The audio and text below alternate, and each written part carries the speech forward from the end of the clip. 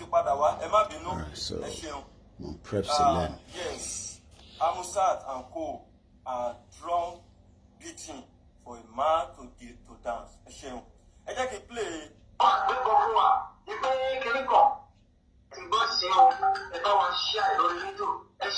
Mo kí ìyá tó bí mi lọ́mọ pé ẹ káàárọ̀.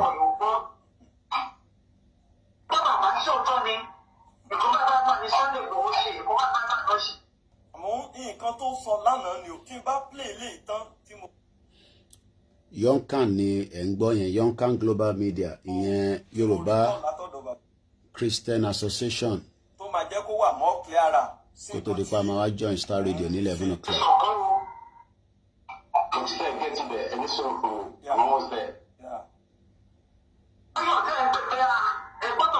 Tí bàbá wa Koiki ti ń adjust kìíní yẹn nìyẹn, tán ti ń adjust ẹ̀ náà ṣe ń sọ fún wa nínú program yẹn kéka ní sùúrù pé because ó gùn but tán fẹ́ bring out to point yẹn gangan point yẹn gbogbo wa la máa gbọ́n sìn gbogbo àwa tá ì tí gbọ́ lọ́dọ̀ bàbá Koiki a máa gbọ́n bí àwa tá a ti gbọ́ àátúntún gbọ́ àádẹ́ lè dìímú láti fi ṣiṣẹ́ ṣe because àwọn situation kan wà kò gbọ́dọ̀ láti ju 24 hours ká tó attend sí àwọn situation kan wà kò gbọ́dọ̀ láti ju 72 hours ká tó attend sí both in the international law and local law and what have you ká attend sí mo gbàgbọ́ pé àwọn torí nǹkan tó ṣe dàbí ìgbà àwọn people yìí jẹ tó dàbí ìgbọ́n jẹ lọ́dún wọn lè jẹ lọ bọ̀ bó ṣe òun náà la ṣe ń gbàdúrà tá à ń gbé ìgbésẹ̀ kò ń ṣàdúrà nìkan à ń ṣe physical and everything láti rí i pé a fi ìmọ̀ ṣọ̀kan ká má dẹ̀ jẹ́ káwọn ọ̀tá rẹ̀ àná because tó bá ti rí i pé we are not united they will be using that loophole to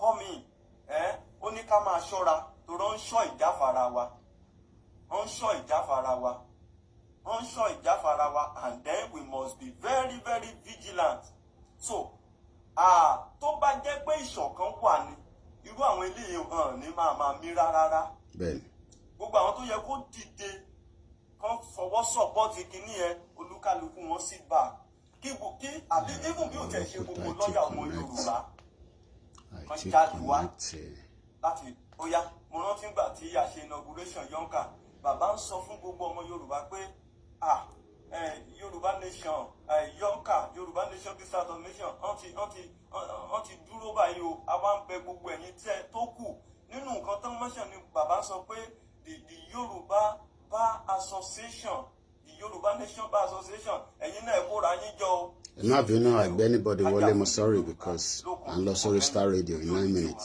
àdéǹgbọ́ program kan ní background. ẹ̀kọ́ bá bá ní Sunday Igboho ṣe ẹ̀kọ́ bá bá náà ṣe ọ̀hún àgbẹ̀kọ̀ fún wa ìpè kiri kan. ṣé ń gbọ́ lánàá ni o bàbá tó ń jó nínú ilé ẹ̀ tó ń yọ̀ tó ń dúpẹ́ lọ́wọ́ Ọlọ́run ni máa ẹ̀ wọ́n ti lọ kúkú sórí yẹn wọ́n ti kúkú ẹ̀ ó ló ń gbé ìbọn fún yàn can you imagine ẹ jẹ́ ká tẹ̀síwájú. ẹ̀gbọ́n sí o ẹ bá wa ṣí àlórí.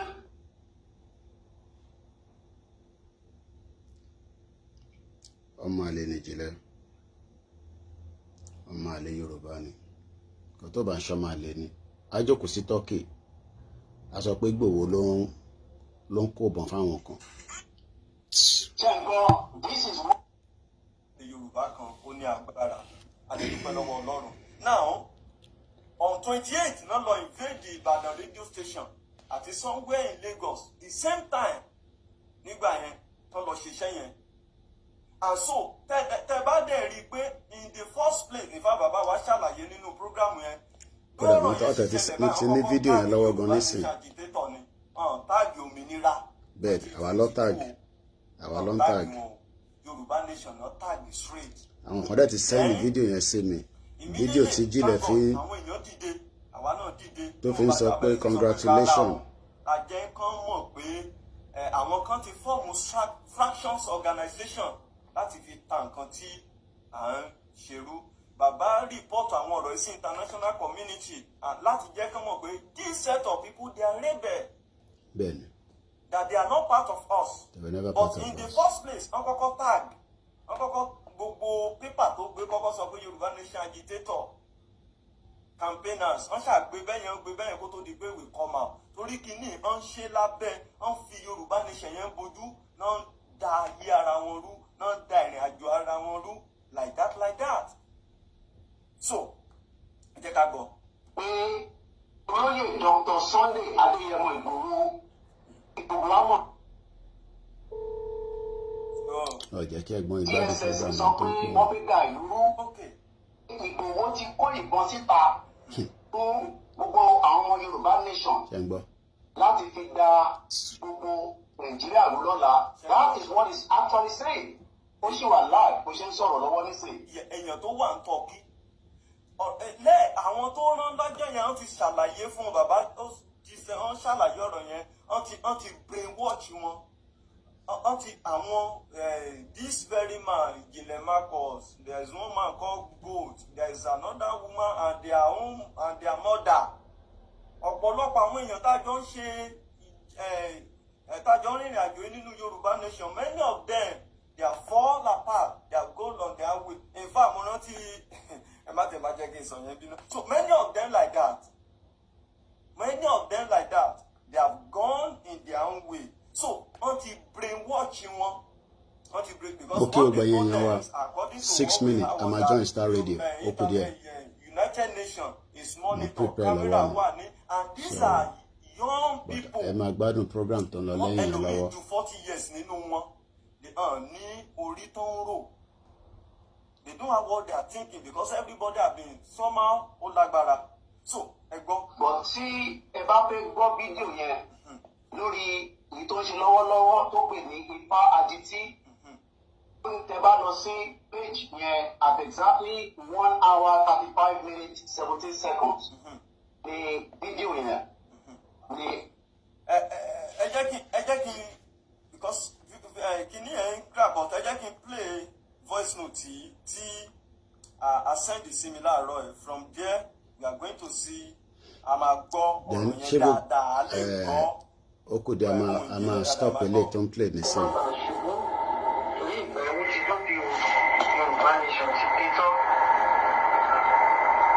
That's how they have been deceiving themselves, yes.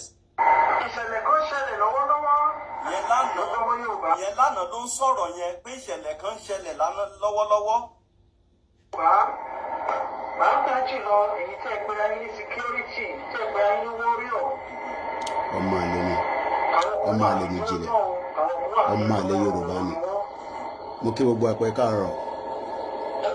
In 4 minutes we join the Starr Radio. Ṣé ń gbọ́? Ní tí Ijinle ń sọ nìyẹn. Ṣé ń gbọ́? Àwọn tí ṣìṣẹ́dé Igboho wọ́n lọ kókó ọ̀rọ̀ yẹn ni o. These are bastard people. And ẹ̀yin bàbá wa nínú Olúwa mo believe pé mọ̀ pé there is a place in the word of God. So that get married pé bóyá ṣe ni mo. Ẹni tó ń sọ̀rọ̀ lọ́wọ́ nísìnyí. These are bastard behaviours. Ìjìnlẹ̀ nìyẹn, Hamzat nìyẹn. Lọ́wọ́lọ́wọ́ bàbá yẹn dẹ̀ ń jó nínú gbogbo yín bóyá ẹ rí fídíò yẹn lánàá níbi tí bàbá ti ń jó ó fẹ́ tó bíi kílípù bíi méjì ọ̀tọ̀ọ̀tọ̀ sí mẹ́ta tí bàbá ti ń jó.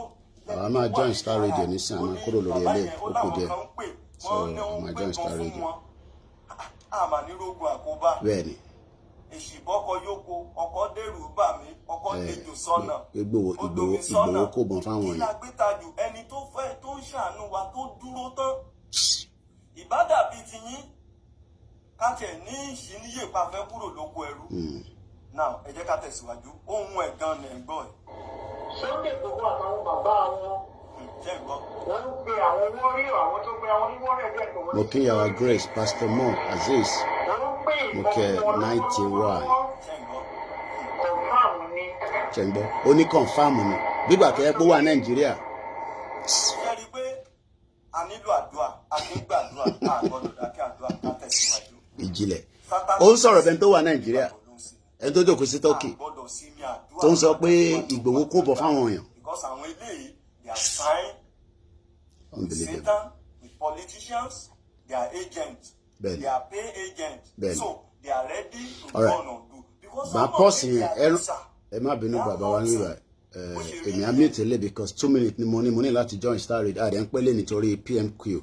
Ẹ rántí ọ̀rọ̀ tí Ijinle sọ nígbà tó lọ invade the radio station wọ́n ti send the video yẹn sí mi is 1 minute 14 seconds ẹ jẹ́ kí n sáré play kí n tó lọ sí studio. Ayé àlàáfíà nílẹ̀ Yorùbá wa ṣe ètò ẹ pé tó fẹ́ra ẹ̀ tó wà ní mídíà ó takò ọ̀rọ̀ ẹ̀ títí. Breaking news. Yoruba Nation ti take over Radio Ibadan.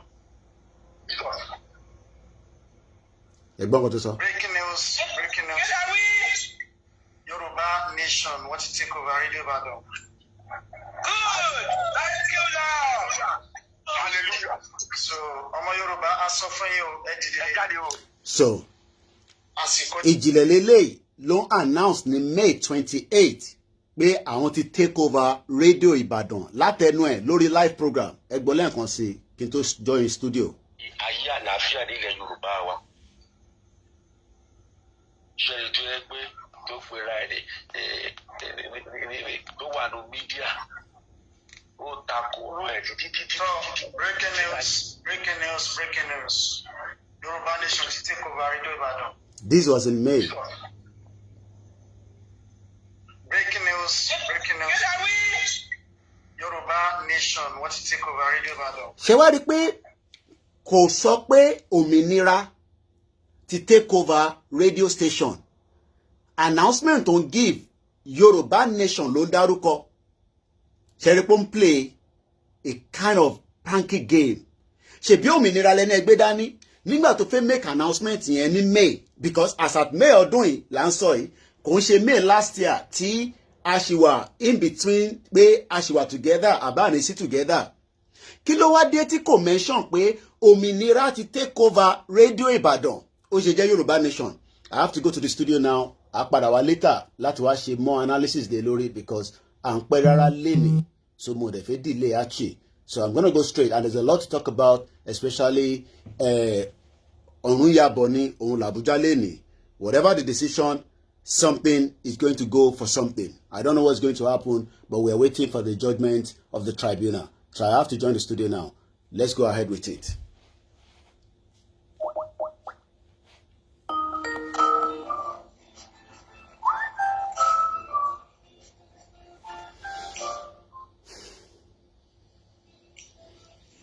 It's no secret in our world. Well, listeners, it is Starr Radio UK, your favorite African and Caribbean radio station in London. Now, I did say earlier on, well, it is a very, very bad day for us. They don't Because of 90.3, we'll be taking you straight to the courtrooms. to be known.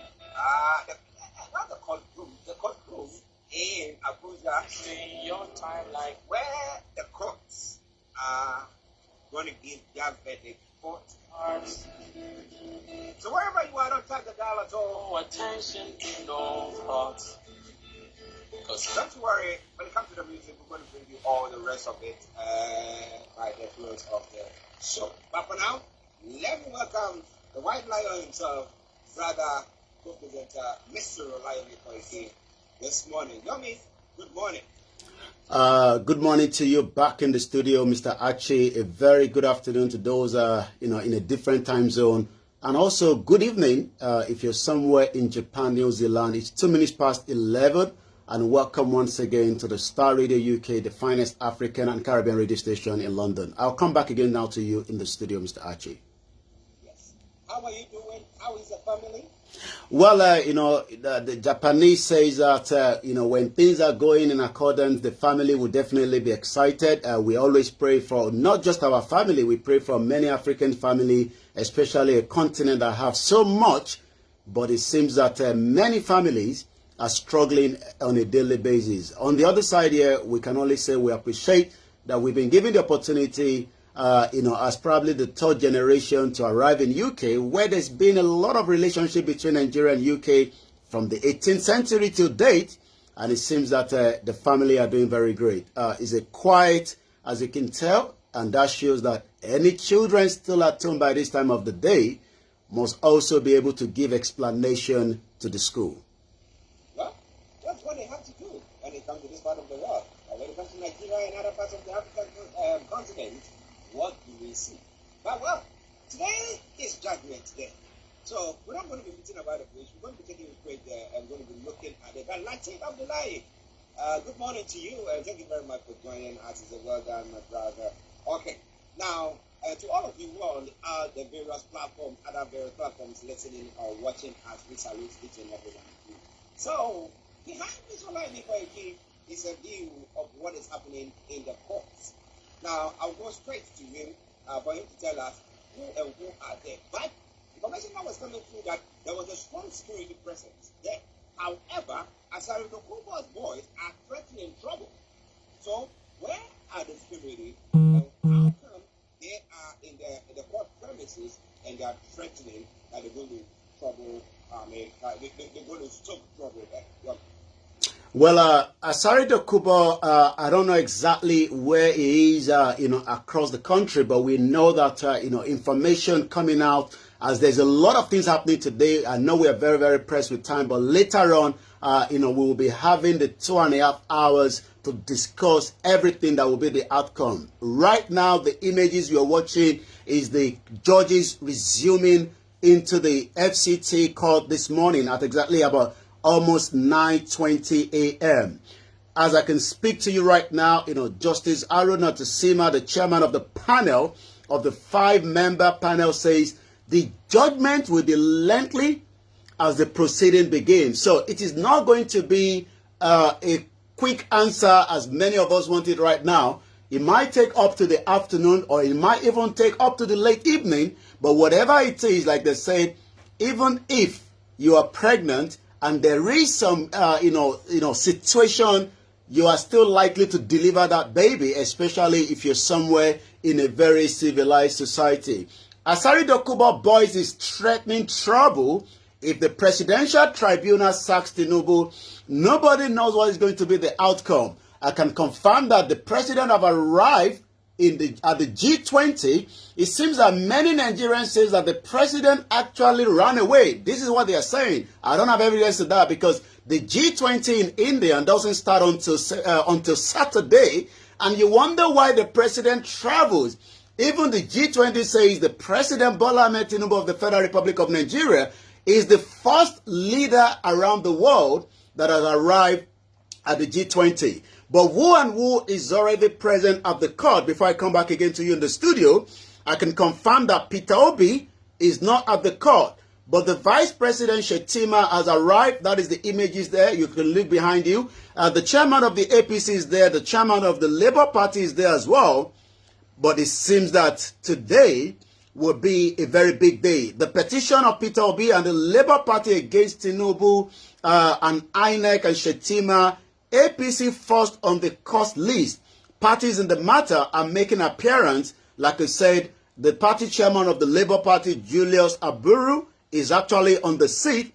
And likewise, Gbajabiamila, the chief of staff. I'm not sure why he did not travel with the president, because we remember that when Buhari was there, his chief of staff was moving around with him from one end to the other. But it seems that Tinubu must have told Femi Gbajabiamila, that told us during the prayer ground, during the Eid, that the Almighty Allah will carry the weight and the burden of Nigeria on behalf of the president. All that will be determined today when the result of the judgment will eventually come. But like I said, it's going to be a lengthy one. I will come back now again to you in the studio as there's so much development around Abuja and the Twitter is already busting. Nobody knows what is going to happen, but the security agency, as information reaching us through the wire this morning, have blocked off as many checkpoints going into Abuja this morning. Well, it's interesting if they block out many checkpoints to stop people from coming in. But if it is true that as the people's boys have been able to come in there, then we have a problem. We have a serious problem. Because I was deliberating about the whole thing, and I was thinking that, before Tinubu was sworn in, I did ask you that question after the election when Labour and PDP were saying that they think that the election wasn't free and fair. I was asking the question that, are they going to have an interim leader so that the hearing will take place? Then, after that, whoever is, if Tinubu is cleared that he had won, then fine, he can be sworn in. Or if there's supposed to be a rebrand, there could be a rebrand. Well, I'm looking at it this way. Now that Tinubu is in power. Now let's take that Tinubu genuinely won the election. Let's take it that way. Now, don't you think that Labour and PDP are going to think that, look, because of this position as the leader of the country, and especially when our institutions are not that independent and strong and robust, like here, when the Prime Minister does nonsense, you have the police going there to go and apprehend him. I mean, Tinubu will have his hands there and will move things around. So let's put it this way. I mean, let's play the devil's advocate. If you haven't let the court clear Tinubu today, no. They're going to say that it's because he had an influence on the judiciary. So you get where I'm coming from. Today, as I look, people's voice have been allowed in there. They're not going to think that everything that's going on is fair at the time being. Well, many of Nigerians believe that, justice will be served, and that means that, whatever the outcome, everybody will have to accept it. If you do not accept it, you still have the opportunity to take it into the Supreme Court.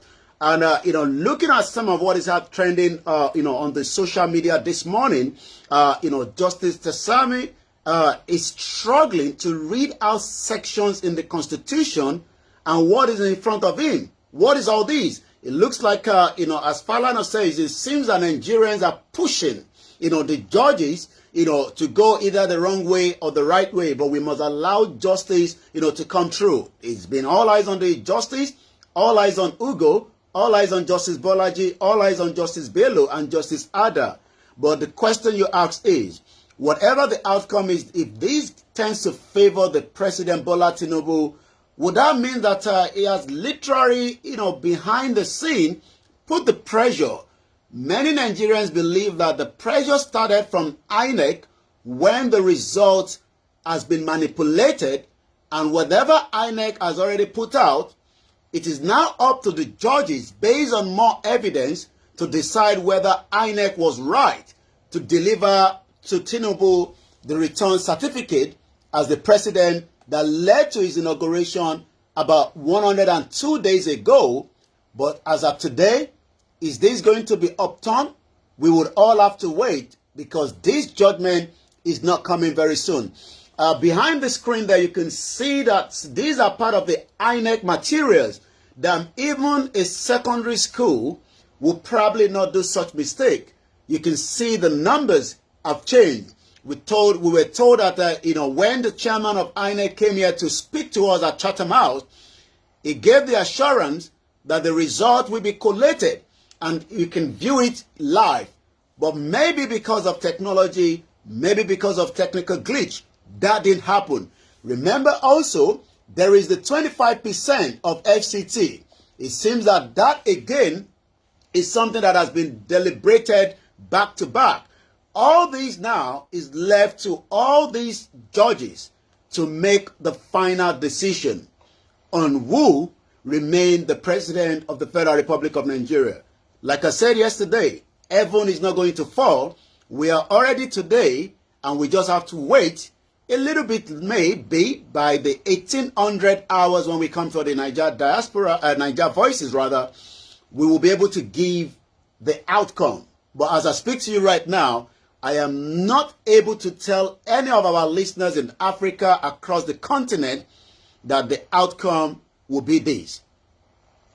Listen, Starr, in the UK, this one I need to open a lot now this year, and today the South Sudan. We have one of the events in the courts, the tribunal that is sitting to adjudicate the election, the presidential election that took place last year.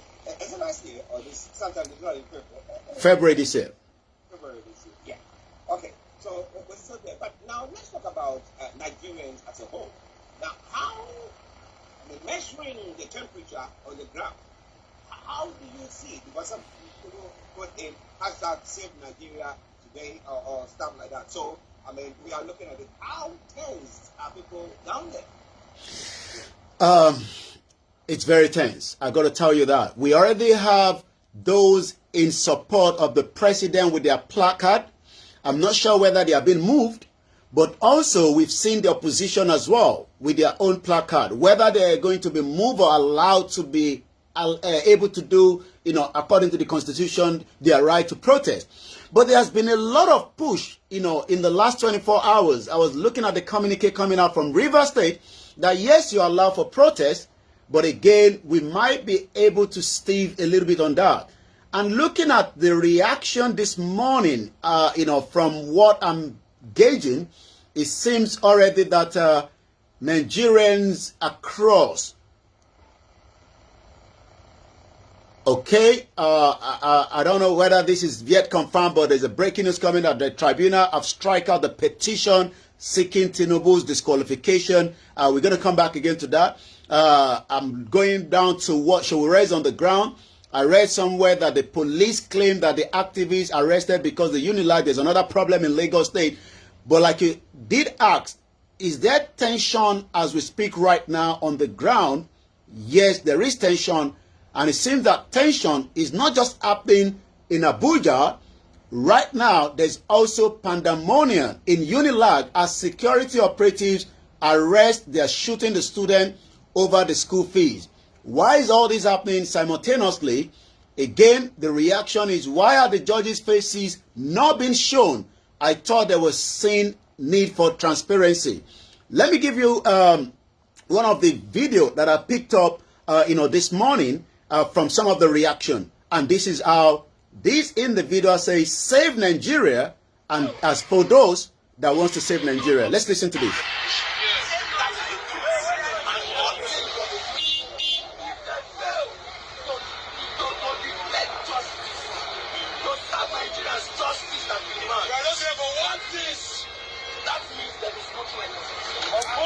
Well, the tension is there, but let's hope that the tension would doze off by tomorrow.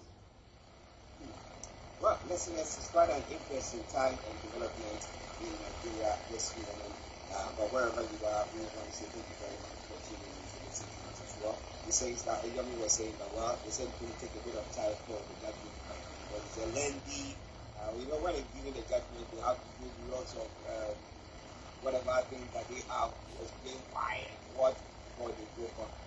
So we'll be monitoring it very, very closely. If it doesn't, the final judgment doesn't come through now, as we did say, on the Niger Voices this evening exactly at 18 hours or 6 p.m. local time. There's another breaking news that is just coming right now. There's a fire incident, a severe damage at the international wing of the Muritala Mohammed Airport. These also happened at about 1500 hours this morning. That's about 15 minutes past 6 a.m. There is a fire incident that has damaged the international wing of the Muritala Mohammed Airport. That is the breaking news that is just reaching us through the wire as well. I'll come back again to you in the studio as there's still much more when it comes to the election petition tribunal that is still ongoing. And like I said, this is also being transmitted. So many Nigerians that are glued around the world would love to see what is going to be the outcome. I'll come back again to you in the studio, Mr. Archie. Okay, Thomas AJ, good morning. Good afternoon. White Lion and Archie, good afternoon to you. We thank God Nigeria for you obviously on this platform. But listeners, is this start ready to now? Let's look at one other story before allow you to now give us some more breakdown on what is happening there in the courts. Okay. Now, Lagos, Katsina, Sokoto workers shun the NLC strike grounds Abuja states. Now, are they going for the? Are they embarking on the strike, or they decided to stop the strike? What is it? What is it exactly? Well, it's not just Lagos State, Katsina, and Sokoto. We saw that in a particular state, in Ondo State, yesterday. There was like the NLC either trying to drag out the workers out of the building so that they can, come into the NLC. Remember that there's still wrangling, there's still issues between the federal government and the Nigerian Labour Congress. But it seems that Lagos State, Katsina, and Sokoto are not ready, and as workers shun the Nigerian Labour Congress strike, grounds Abuja and some other states. What do we know? The strike was called by the Nigerian Labour Congress to protest the failure of the federal government of the President Bola Ahmed Tinubu to provide palliatives, even though the DSS yesterday, from information coming out, says that some of the palliative is already being sold out in the market in some state. I'm going to come back to that later. And the reason for the palliative was following the fuel subsidy removal.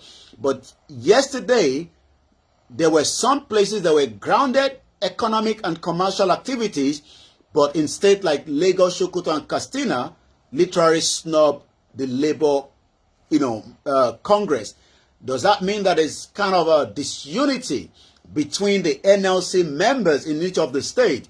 But we know that banks and other financial institutions and civil services in the 3 states, as well as Delta, Bayelsa, and Ogun State, did not also comply with the NLC directive to shut down services as they attended to their customers.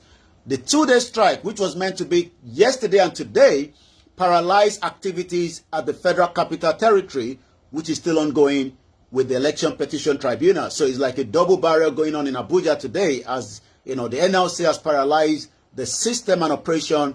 The tribunal as well is also making its own. That means that there's so much tension on the ground. But like I said, the security agencies have been pulled out, mostly in Abuja. Yeah, because they have to go to Abuja to do a safety this election tribunal. Okay, where they're talking about the fact that the military and the police have blocked various roads in the federal capital. The fact that this is kept, whatever the situation is, and if the verdict goes against you, you have the right to go to the Supreme Court to go and also put your case or appeal the decision. But you don't want anybody to go on to behave in a ruling manner to destroy people's life or destroy people's property. That shouldn't happen at all. But let's get Starr whether you take 11:20, and I will leave the rest of the story to live. Over to you.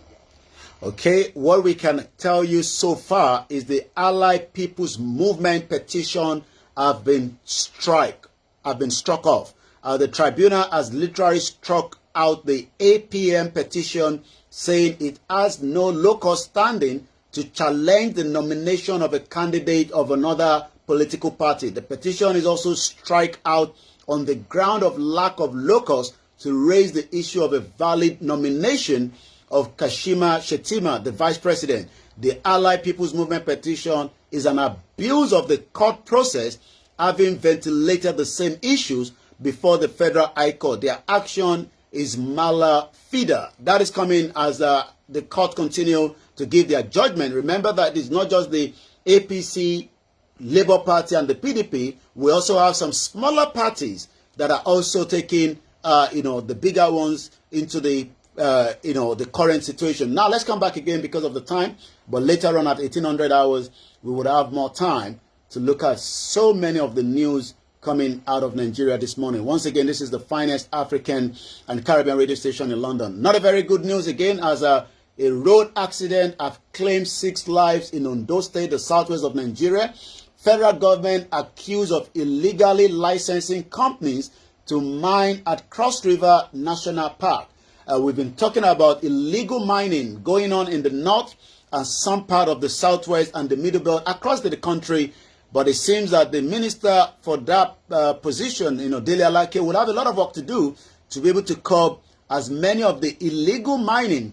One also came out from Ilorin where, the Chinese were paraded. But I saw another news yesterday that some of those also were able to flee the scene of the mining, and you wonder how they're able to go into each of these part of Nigeria and then continue to mine illegally if there is no hands between the security operatives and those that call themselves the royal fathers in each of the states as well. Again, the judgment day. Pro-Tinubu protesters have now stormed the Presidential Election Tribunal, and most of the youth have dressed in black and red attire branded with ex-militant Asari Dokubo's name. An ally of Tinubu arrived at the court early with placard. I'm not sure why they were given that opportunity to push into, but remember that Asari Dokubo was able to meet with Tinubu some few weeks back.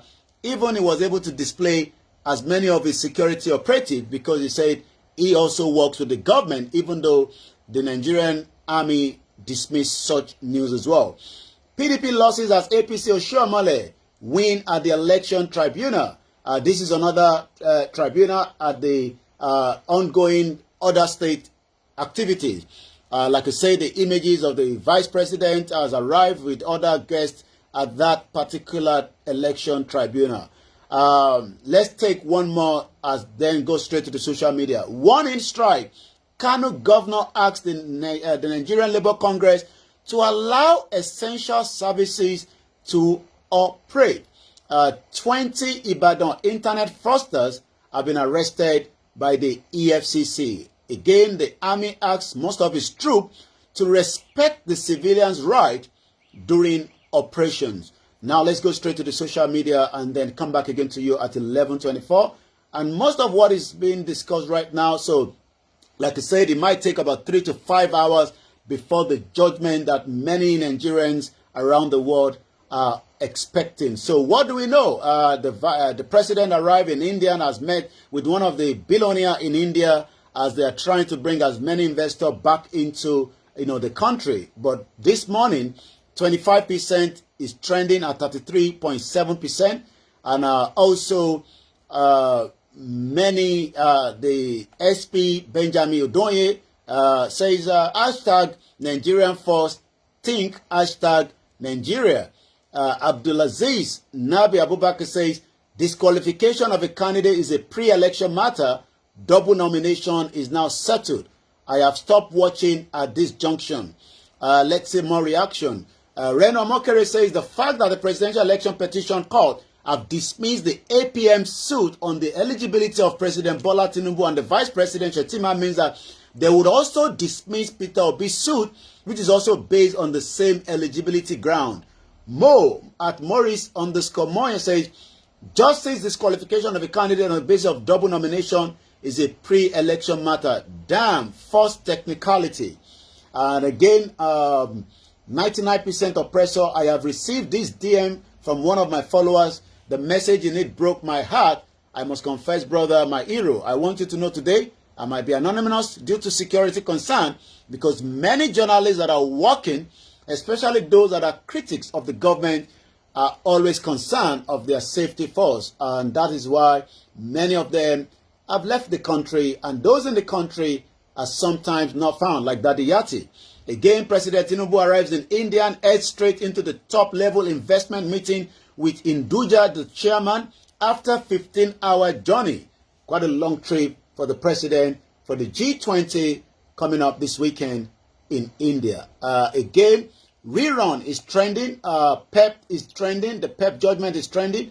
Nuru Ribadu is trending. And as we can say, justice is trending as well. Nnamdi Kanu is trending at also 18.9. But mostly, Supreme Court is trending at 132,000. As many Nigerians' eyes are glued on the social media, on the mainstream media, and on those on the ground to know exactly what is going to happen. But later on, we might have a result before 1800 hours. Star Radio UK, because of the time constraint of the PMQ, I'll return back again now to you in the studio, Mr. Archie. Well, listeners, Mr. Olayi, and I said that today is judgment day, but we hope that judgment is not mixed up with anger and destruction. Whatever the situation is, it should be peace. And we hope that the security agencies are doing their work. I mean, such that they are not being biased. Let me put it that way. We hope so. We hope so. If somebody is a critic of the government, they shouldn't go chasing them because they are saying that this is not right. Well, and again, we want to encourage supporters as well that if you think that your leaders, the medic is against your leader and it's not good for him, encourage him to go to the Supreme Court to appeal. All right, then, let's start with the So, eventually, we're going to be looking at the presidential petition this evening, right? Definitely, yeah. That will be the conversation, this evening. Do you think that before we go, do you think that the appointment that Tinubu has made, I keep on asking that question every time, and structures that is put in place. We were talking of palliatives that has now even ended up in the market where people are selling palliatives, which we know that they're not supposed to be free for people. Now, I think all these policies that is putting across, trying to some way, somehow, bring the country back on track. Do you think it would be fair if the verdict goes against him to say that he needs to leave the seat so that there's a rerun of the election? Let's think hypothetical. Well, he has only been there just less than 110 days. So if the judgment do not favor him, whatever the judgment is, I don't think Nigerians would take what Tinubu is trying to do, because they will also say that Atiku has the same plan to revive the economy. Peter Obi also have the same intention. I think the three of them, says in their manifesto and in their campaign, just before the February 25th, election, that they are trying to bring back, Nigeria to the to exactly where Nigeria is meant to be, because it seems that Nigeria is really lacking behind when it comes to within Africa and around the world. So whatever the outcome is, whether the election tribunal does not favor the president, I don't think the 100 days really matters. You're quite right. It's quite very sad that, palliatives meant for, those that are struggling, the DSS has apprehended suspect over the palliative diversion. The Department of the State Services has received report from some state government relating to the diversion, not just diversion, even the sales of palliatives meant for their citizens. And again, it shows a country that many people are desperate. And like some we say that they've just sometimes sold, their heart, to the devil, because you will wonder why the palliatives that is meant to cushion, the people have now been sold, not just by individual. We're talking about management. These were sold by the Nasarawa State Emergency Management Agency and their accomplice in the market, notably Modern Market in Lafia, where the items were being resold. The suspect, however, have been handed over for their disciplinary measure. The service therefore calls on the members of the public who have been information relating to this emerging trend to report. The question is, palliative meant for those struggling then end up in the market. I was looking at those, again, going back to what you said, Tinubu is expected to give Nigeria a $1 trillion GDP. How he's going to do that, we don't know yet. But also, he is expected to provide 50 million jobs to Nigerians and elevate 100 million from poverty. All these is very easy to be discussed on the paper and presentation in the PowerPoint, but the implementation is what really matters. And maybe that is why Tinubu has traveled few days ahead to discuss with India, because we know that India, when it comes to the economy today, has become part of the global economy that is strong. Especially India was part of the BRICS as well. So maybe that's why Tinubu traveled ahead, so that they have more time, as his first meeting with the billionaire took place yesterday. Well, listen to Starr already. Now, interestingly, do you feel like if Tinubu, let's say, hypothetically again, Tinubu should win this court case, do you think there's a case where he could bring let's say, Labour and PDP, give them some appointment? Because we have a similar situation that happened in Kenya, where there was supposed to be a rerun, and when Kenyatta was said to have won, and Uhuru Kenyatta, when the court ruled out the election was annulled and there should be a rerun, we went for the rerun, but Odinga decided not to be part of it. He was angry, he said he wasn't going to be part of it. But what Uhuru Kenyatta did was that after everything, he brought Odinga in. But Odinga was causing lots of trouble. He could have gotten his supporters too. He stoked lots of trouble. But he brought Odinga in. Do you think that Tinubu can think that way, thinking, let me bring them in. Let's put our heads together as all Nigerians trying to build the same country and better the life of our people. Do you think that can happen at all? Well, you already have one of the, the strong member of the PDP in his minister as the FCT. We're talking about the former Rivers State Governor Nelson Wike. He has actually also told us that the reason why many of these politicians, they might be, giving us a different view in the front, but behind the scene, they are lobbying, for Tinubu to give them position. I can't take that to the market because I know that, Wike is just saying his own. But in terms of whether Atiku as a political party and Peter Obi will be ready to fortify whatever the outcome is, if that outcome favors Tinubu, to work with him to build the Nigeria for those that still believe in Nigeria, that chances is very, very slim, because even Atiku and Peter Obi could not come together to defeat the APC. Well, listen, it is Starr Radio UK. Yomi will have to go. But let me take good morning to Mr. Dave West. I thank you very much for joining us as well. And it's nice to know that you are doing well regards to your lovely wife, Jenny. Yes, so Yomi, before you go. Well, join me at 1800 hours when we will be reviewing the outcome of the Presidential Election Tribunal, as nobody knows what is going to be the final outcome, but we'll have to be very, very patient for probably maybe more hours before we get the final result. And on that note, I'll leave you with Archie as we're also preparing to PMQ, as there's so much to be discussed as the Prime Minister prepares for the next event. Okay, Yomi, thank you very, very much. We'll catch up later then. Bye for Well, now. that has been Mr. Olaniko bringing you updates from Nigeria. This is Starr Radio UK. It is your favorite African and Caribbean radio station in London. As he said, this evening. Wow. And that is the first step of our program, where we come back now to the second one, which is still the live that is going on here. Let's open the phone line and let's talk about Ijinle pẹ̀lú Ijinle lánàá. I'm going to open the phone line. Mo fẹ́ gba reaction ẹ̀yin ọmọ Yorùbá. Plus 44 74 044 05917, and that will be the number that will bring you, because I might not be able to discuss that this evening. This evening we're going to focus on the Abuja. Ijinle jáde lánàá. Ó ní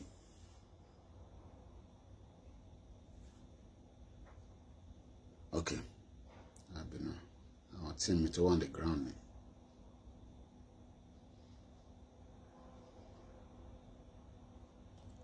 Pé jojúmọ́ ni mo ń kẹ́tì report láwọn tó ń ṣiṣẹ́ fún mi nísàlẹ̀. Ijinle ń sọ ní àná pé olóyè bàbá wa Dr. Sunday Adéyẹmọ Igboho ṣá, mo bá Igboho sọ̀rọ̀ lálẹ́ àná nígbà mo parí program yẹn. I put a call to him, but it's not for public consumption. Ẹ̀tẹ̀ ẹ̀ka kọ́kọ́ gbọ́ fídíò tí òṣà ṣe fún rẹ̀. Ẹ̀ka kọ́kọ́ jó sí yẹn náà. Ó yá Igboho. Ọlọ́run ló ṣe òun gbogbo. Alright, I think somebody is trying to call. Okay, kí ló ṣẹlẹ̀? Alright. Ọ̀dà ń pè call kan fi wọlé. Ẹja gba call yẹn náà. Plus 44 74 044 05917. Òun ni nọ́mbà tí ẹ máa fi darapọ̀ tí ẹ bá ní tẹ́ fẹ́ sọ lórí tí Ijinle sọ lánàá. Kí ni plan Ijinle lórí Igboho? Kí ni àníyàn Ògúnjìmí Ijinle Marcus lórí bàbá wa Dr. Sunday Igboho? Kí ló ń try láti sọ? Ẹ bá mute background kẹ́dẹ̀ lọ straight to the point. Ẹ káàárọ̀ àgbọ̀nyin go ahead. Ọjọ́ kan pẹ̀lú. Àkùṣe. Ọlọ́run ló ṣe. Nǹkan tí èmi rí sí program tẹ̀lé lálẹ́ àná yẹn ní tẹ́ ń gbọ́ mi. Ẹ má sọ̀rọ̀ lọ, àgbọ̀nyin kétékété sà. Okay. Nǹkan tí èmi rí sí ni pé ó yẹ ká take lawsuit against our people here. Okay. A gbọ́dọ̀ máa wò báyìí because without no evidence ní gbogbo nǹkan tí wọ́n sọ yìí, and nǹkan tá dẹ̀ program náà tá dẹ̀ push out based on this struggle of Yorùbá nation yìí. Tẹ́nìtì náà bá dẹ̀ ṣẹlẹ̀, wọn ò ní porúkọ àwọn people yìí. So wọ́n ti ń ṣe kíní yìí, wọ́n ti ń go too far. And bàbá wọn ò ní fẹ́ ká gbé ọmọ Yorùbá kankan lọ ilé ẹjọ́, but tí problem bá délẹ̀ orí bàbá àtòrí olóyè náà ni gbogbo ẹ̀ máa lọ, orúkọ náà wọn máa dá. Okay. So in this case advice tèmi ò ní pé ká tètè wá ń pọ̀ ní Turkey náà tọ́jà ṣe Yorùbá nation tó yẹ kó wọ́n lè sáàfù ẹ̀ ní lẹ́tà. Okay. So we need to work over this so that government Turkey náà káwọn náà mọ̀ pé this guy is not working for Yorùbá nation nǹkan tí tí bàbá tán gbé kalẹ̀. Okay. So that ká lè lọ report ká lè take illegal case lórí ẹ̀. So that common people bóyá pé àwọn ní agbára or whatever. Bóyá pé ní lórí owó ni we can raise the money. Okay. Ká fi pé àwọn ọmọ Yorùbá lélẹ́yìí àwọn ilé ìwòsàn ọmọ Yorùbá even right from the beginning so they not against the leader because this cause we are fighting is a registered cause it's a known cause. Kó wá di pé máa fi dá wàhálà sí wa lọ́rùn tán tó máa di pé a máa sọ pé àkírẹ́tà fi ṣe léyìí kílẹ́tà fi ṣe léyìí ọmọ Yorùbá ni wọ́n dẹ̀ fẹ́ bà kí orúkọ ẹ̀ wọ́n fẹ́ bà nǹkan tá à ń ṣe wọ́n fẹ́ bà jẹ́. So a ní láti jókòó lẹ̀ ká ronú because nǹkan tó rí tó mẹ́ni tì nípa ẹ̀ tó ń wá síta tó wá ń sọ. Because tó bá di pé pressure wá sórí lọ delete fídíò yẹn kó ní kí ni proof mo dẹ̀ pa àwọn yẹn náà ti download ẹ̀ látàná sí. Because gbogbo allegation tó ń sọ yìí even bó ti ń pariwo pé adélé ń bọ̀ ṣé ẹni tó di institution yìí mú ṣé òun ló sọ pé afẹ́gbádélé dìde ni. There are so many things tó jẹ́ pé a lè fi kọ́ gbogbo nonsense tí wọ́n ṣe yìí. Okay. Because àwọn ò ní plan afẹ́gbádélé dìde and this is the people that register for this cause. Okay. Tọ́jà wájú kan wọ orúkọ wọn nínú ẹ̀rọ̀pọ̀ because it's getting too much. Okay. Ọ̀dà ká tún gbọ́ tí contribution tèmi nìyẹn. ẹ ṣé gan ni. ẹ ṣé gan. Tábà tó rẹ̀ tó fẹ́ fún wa ní contribution nọ́mbà náà ni a ti fi sí ojú òpó kí gbogbo wa tí à ń gbọ́ ètò lọ́wọ́lọ́wọ́ bí a bá rí ẹni tí òun náà fẹ́ sọ sí. Ìjìnlẹ̀ jáde lánàá ó ní olóyè adẹ̀tìrí lẹ́nu nísìn pé olóyè ò bá àsárídòkúbọ̀ ṣiṣẹ́ tá a bá sọ pé olóyè ti kó ìbọn fún àsárídòkúbọ̀ gbogbo alárí àsárídòkúbọ̀ tó gbé ìbọn jáde tí wọ́n ṣe nǹkan fún ìyẹn nínú Nàìjíríà nítorí pé ọmọ ìjọba Nàìjíríà ni àsárídòkúbọ̀ torí àsárídòkúbọ̀ Tinubu ló ń bá ṣiṣẹ́ so government property ni àsárídòkúbọ̀ so wọ́n rí àsárídòkúbọ̀ kí ló wá dé tí ó di pé ẹnu orúkọ lóyè ni Ìjìnlẹ̀ ń pè kí ló dé kí ni olóyè ṣe fún Ìjìnlẹ̀ tó le tó yẹn ṣé wọ́jọ́ gbàǹkan ni tó fi di pé Ìjìnlẹ̀ ṣàfi bà orúkọ lóyè jẹ́ ní gbogbo àgbáyé ẹ jẹ́ ká gbọ́n tí ẹ̀yin náà bá fẹ́ sọ sí ọ̀rọ̀ tó ń bẹ nílẹ̀ torí pé bí mo ti ṣe sọ lánàá ọ̀rọ̀ tó ń bẹ nílẹ̀ yìí especially àwọn táwọn abroad tó bá ti lọ put wa under a watch list ṣé mọ̀ pé lẹ́ni ọ̀rọ̀ ìní Wagner ó ti di terrorist organization Prime Minister máa announce ní PMQ but mo ti gbọ́ defence minister ti UK I follow all this kind of news terrorism ń ṣe tán fi ń ṣeré o àtẹ̀mí àti wọ́n lè dẹ̀ dúró lẹ́nu ọ̀nà kọ́ béèrè bóyá ṣí WhatsApp ẹ ṣí social media wọ́n ní right especially tó bá fi lọ sí Amẹ́ríkà àtàwọn ìlú kọ̀ọ̀kan ẹgbọ́n sókè alàgbà wa tó ń pè lórí ètò ẹ̀já gbọ́n tẹ́yìn náà fi bá wa sọ. ẹ̀rí ìwọ́n tẹ̀mí máa sọ lórí ọ̀rọ̀ ọ̀gbẹ́ni tó wà ní Turkey yẹn ni wípé náà tí ó dàgbà pé àwọn social media ní àtàwọn journalist tó represent Yorùbá Nation organization ẹ ti realize mistake yín láti ilẹ̀ ní ìsẹ́yìn wàásù because ní tẹ́lẹ̀tẹ́lẹ̀ ẹ fún wọn ní time tó fi ń sọ gbogbo rúmọ̀ tó ń sọ láyé ìgbà tó ń promote woman yẹn so debunk ẹ but now sí ẹ ti learn ẹ ti tètè jáde ń sẹ ẹ ti debunk ẹ because tẹ́lẹ̀tẹ́lẹ̀ ẹ ti fún wọn ní chance jù tí wọ́n ti sọ̀rọ̀ lọ tí wọ́n ti project woman yẹn bẹ́ẹ̀ ni wípé àwọn so díẹ̀ debunk ẹ earlier mo dẹ̀ rántí pé mo jáde ńgbà yẹn tí mo sọ pé ẹ tètè stop woman yìí pẹ̀lú gbogbo nǹkan tó ń ṣe àti woman yìí but now sí nǹkan tó fẹ́ nísìnyí náà ni pé ara ń ta wọ́n ni wọ́n kàn fẹ́ wò pé òkè táwọn lo avenue náà táwọn fi máa bá olóyè Ìgbòho lórúkọ jẹ́ ṣùgbọ́n nísìnyí báyìí ẹni wípé ẹsẹ̀kẹsẹ̀ ń sì tẹ́tí jáde rẹ̀ ti dìbọn kẹ̀ kò dá tẹ́lẹ̀ tẹ́tí jẹ́ kán gó fa àtọ́ ti ta irọ́ fáwọn èèyàn lọ bẹ́ẹ̀ dìbọn kí wọn bọ̀ náà sì ẹ ti tètè jáde ń sẹ̀ ti dìbọn kí wọn ẹ ti jẹ́ kó rí àwọn èèyàn pé irọ́ ló ń pa wọ́n kàn fẹ́ fi máa ṣe ìbílẹ̀ tí máa mọ̀ pé ara ń ta wọ́n nìyẹn wọ́n fẹ́ máa ba olóyè lórúkọ jẹ́ wọ́n dẹ̀ tún fẹ́ kó fọdà láti máa ba ìrìn àjò yìí jẹ́ but ìrìn àjò tí wọ́n ló máa dàrú ọ̀nà tí wọ́n ló máa dàrú so ó dàbẹ̀ fi jáde ń sìn tẹ̀sáré dìbọ́n kẹ̀ anytime tó bá ti ń jáde lọ ti ń gbé fake rumor jáde bẹ́yẹn tẹ̀sáré jáde kẹ̀ máa dìbọ́n kẹ̀ unlike tẹ́lẹ̀ tẹ́ fi wọ́n lára balẹ̀ tó fi ta irọ́ lọ fáwọn èèyàn for very long period kẹ̀ tó wá jẹ́ wá wò pé ó yẹ ká wá stop àwọn people yóò decide that but now kò sáyè yẹn mọ́ so ẹ ti sáré jáde ẹsẹ̀ ti dìbò ẹ ṣe gan ni Ijinle nígbà tí ó máa announce pé wọ́n gba radio station kò dárúkọ Ominira ṣe mọ̀ pé mo ṣe ń review fídíò yẹn nísìn ni pé kí ló dé tí kò dárúkọ Ominira tó fi dárúkọ Yorùbá Nation nítorí nígbà tí wọ́n máa announce ní Nàìjíríà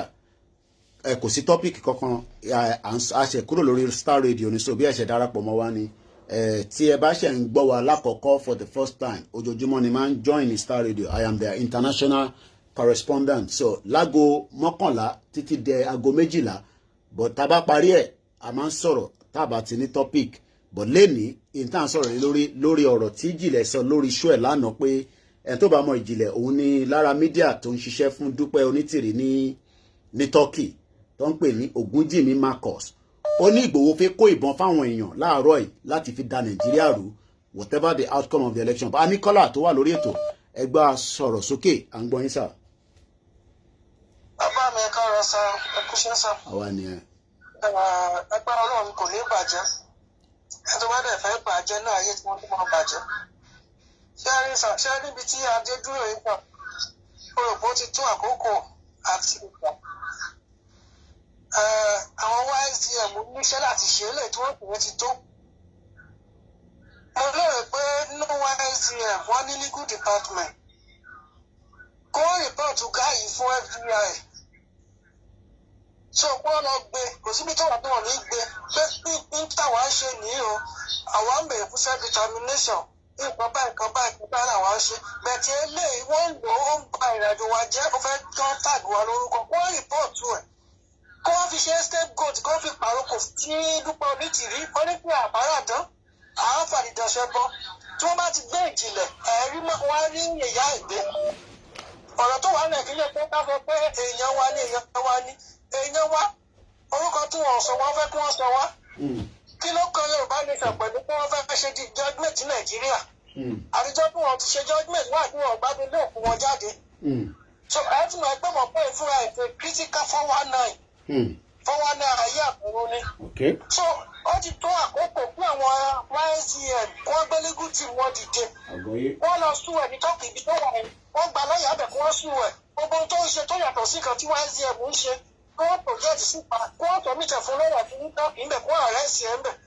Nígbà tí kò rí dẹ́ kó lọ start ńbẹ̀ wọ́n á gba lọ́ọ̀yà kí wọ́n lọ bẹ̀. Because tí wọ́n bá fi ṣe scapegoat àwọn tó kò ní jáwọ́. Nígbà wọn bá ààrẹ ṣe ẹ̀tàn wọ́n sọ pé balùwẹ̀ wọn jẹ́ á pòdúsì ibi tí ìyá ẹ̀ wà inú afẹ́fẹ́ tó wà bóyá wà ní òṣùpá. Bóyá òní sẹ́kọ̀rì gíásì tó wà ní orí òṣùpá tó bóyá olóòrìpá ló wà. So ẹgbẹ́ YSDM mọ̀ sùnmọ́ ti tó àkókò kí wọ́n abẹ́rẹ́ àti YSDM lọ́wọ́ yìí.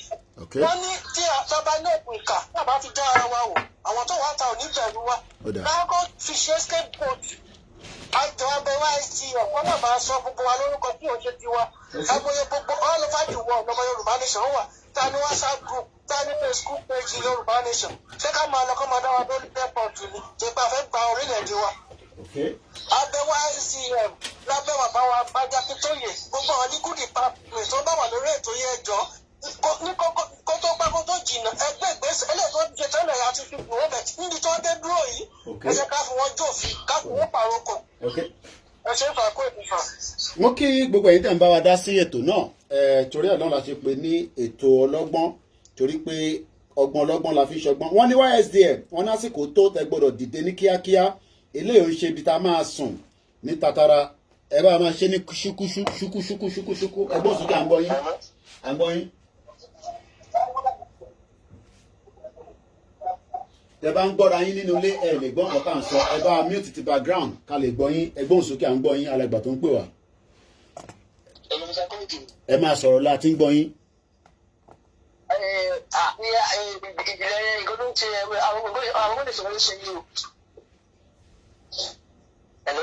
ẹ máa sọ̀rọ̀ lọ́sẹ̀ à ń gbádùn yín à ń gbọ́ yín.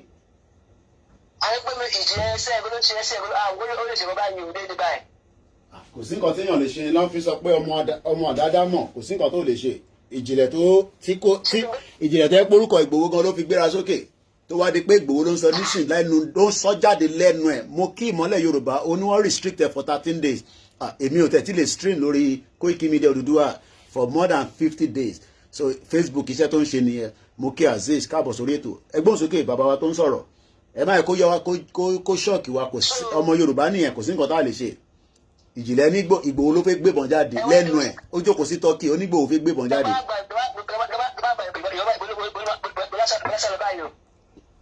a jókòó sí Turkey ìbọn mọ̀ǹdó ni ó lè má wálé. so ọ̀dà ẹ ṣe ọ̀dà ọba Elédùmarè àwa mọ̀ pé kò sí ìjọba adélé kankan tó ń bọ̀ irọ́ ní gbogbo ẹ̀ but kí ni àjẹ́ndà ìjìnlẹ̀ gangan tó fi ń push narrative yẹn jáde lánàá òun ni mo fẹ́ gbọ́ lẹ́nu ẹ̀yin ọ̀jọ̀gbọ́n tó ń pè Bishop Adésínà gbóhùn sókè à ń gbọ́ yín. ok ẹ kúṣẹ́ Koiki. yeah I will briefly speak from Exodus 23 verse 1. Okay. Ní Exodus 23 verse 1 to 2. Only do not bear a false witness. Verse 2. Do not join the multitude to support a malicious false report against a person. Now, Mani Kiloruko Ijinle. I'm very, very disappointed at him. Despite the fact he was misled by Amonitiri or what, he may be promised with only promise or anything. But now with what he's doing now, he's gone beyond that. It means that they have a focus, they have a purpose. They are working for some people that is against the progress of self-determination, and they are taking some propaganda step. That's what they call propaganda. Okay. Why will you be lying and making a false report against somebody? You have no evidence. You are using your media. You did not have video to show that he is spreading weapon. You did not have a letter document to show that he is spreading weapon. You did not have a voice record. Maybe you hear him talking to somebody to show that he is spreading weapon. You are not using your media, your YouTube media, and you are saying it out, spoiling somebody's name. According to those who have talked, it needs to be petitioned. He need to he need to be petitioned. I tried his number like 2 times. I want to speak with him direct. Because they know what they are doing. They need to be petitioned. Anyone ṣiṣẹ́ ibi ò ní gbé nọ́mbà yín ló fẹ́ gbé nọ́mbà yín fún ìjìnlẹ̀ ò ní gbé call anybody 419 ní kò ní gbé call anybody. They need to be petitioned so that because gbogbo plan it shows that gbogbo nǹkan tó ń ṣe é sìn èèyàn kan rán wọn níṣẹ́ wọ́n ṣiṣẹ́ péyàn kan against Yorùbá nation. Wọ́n ní ọkọ̀ ń lo orúkọ Yorùbá wọ́n fẹ́ máa fi bà orúkọ Yorùbá nation jẹ́ ni. Why will you be mentioning, putting somebody's name that you and you are speaking evil about him to tarnish his work or his image, and you have no evidence or proof? Because you have gullible people listening to you. So that tó bá máa di irú ìtọ́wọ́ ti wo trend nǹkan tó ń ṣẹlẹ̀ nílé báwọn politician fẹ́ dàgbòrò rú. So tí yẹn bá ṣẹlẹ̀ ń sìn wọ́n wá lò yẹn wá náwọn Yorùbá ní nation wọ́n bá wọn tí wọ́n jáde mọ́ wọn so wọ́n wá tó bá mú àwọn tó láwọn Yorùbá nation wọ́n á ní àwọn ọmọ Ìgbòho ni wọ́n ní evidence wà ẹnìkan tó wà lórí YouTube ó ti sọ wọ́n á máa mention òun why are they doing that? Okay. For whose purpose? And you say you love Yoruba people. You are enemy of Yoruba people. And you will not go unpunished with all those things they are doing. All of them, they will not go unpunished. Okay. Either they are ignorant or not, because they are deliberately ignorance is not an excuse. You are deliberately doing evil. Because there is enough reason for you to know the truth. And even if you are confused, there is a level of step you can take that no, I can't go this far. Let me should be all of us, we support this woman before. So why are all of us turning back? Why are all of us turning back? Because we can see the truth. You can't deceive people that have sense for a long time, except you are part of that evil. You are part of that cook-up, that evil cook-up, lying cook-up. Ṣebí òun ni parọ́ ṣe bóun ni kìíní ṣẹ̀ṣẹ̀ tó àṣírí wọn yẹn kó ṣó yẹ kó rí bẹ́ẹ̀ à ń kó. Bẹ́ẹ̀ni. Is that not enough? If they are not part of the cooking. So you will not go unpunished. Okay. I remember that there are some group of lawyers now, Yoruba people, they've registered and licensed under UN, their international law courts or something. So they can carry adjudication or something. Baba talked about it. Yoruba parliament or something will start from there for judiciary. Tọ́ba mú sílẹ̀ ní Turkey náà ibi ìtọ́ wọn lọ bá níbẹ̀ wọ́n á ṣèdájọ́ ẹ̀ níbẹ̀ ọmọ Yorùbá ni Yorùbá ló lóun ṣiṣẹ́ fún Yorùbá ló máa dájọ́ ẹ̀. Okay. Maybe you are right or wrong. You should show his evidence. And who told him that? Or which proof that did he have? So why do you go on media to say is YouTube not a media? YouTube is a media. People should stop abusing it because people listen. It's a philosophy in mass communication. People tend to believe whatever they hear or see on the media. Even if it's a lie, they tend to believe until they are proven otherwise. Why are they misusing it? Thank you. So, mo fẹ́ tó remind wa nígbà tí ìṣẹ̀lẹ̀ rédíò yẹn ṣẹlẹ̀.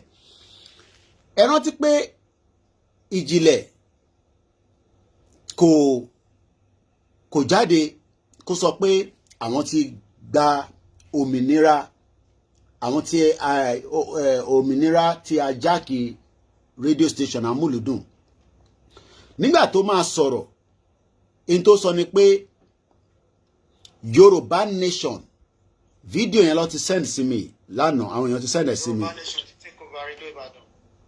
This was him when they took over the radio station.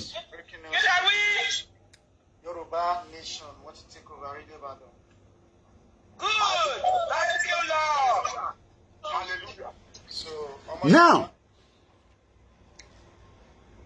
kí ló dé tí kò mention pé Ominira ti take over Radio Ibadan? Kí ló dé tó ṣe pé Yorùbá nation ti take over? Ìyẹn àkọ́kọ́. Sherry, I hardly heard pé we have actually left them for a very long time.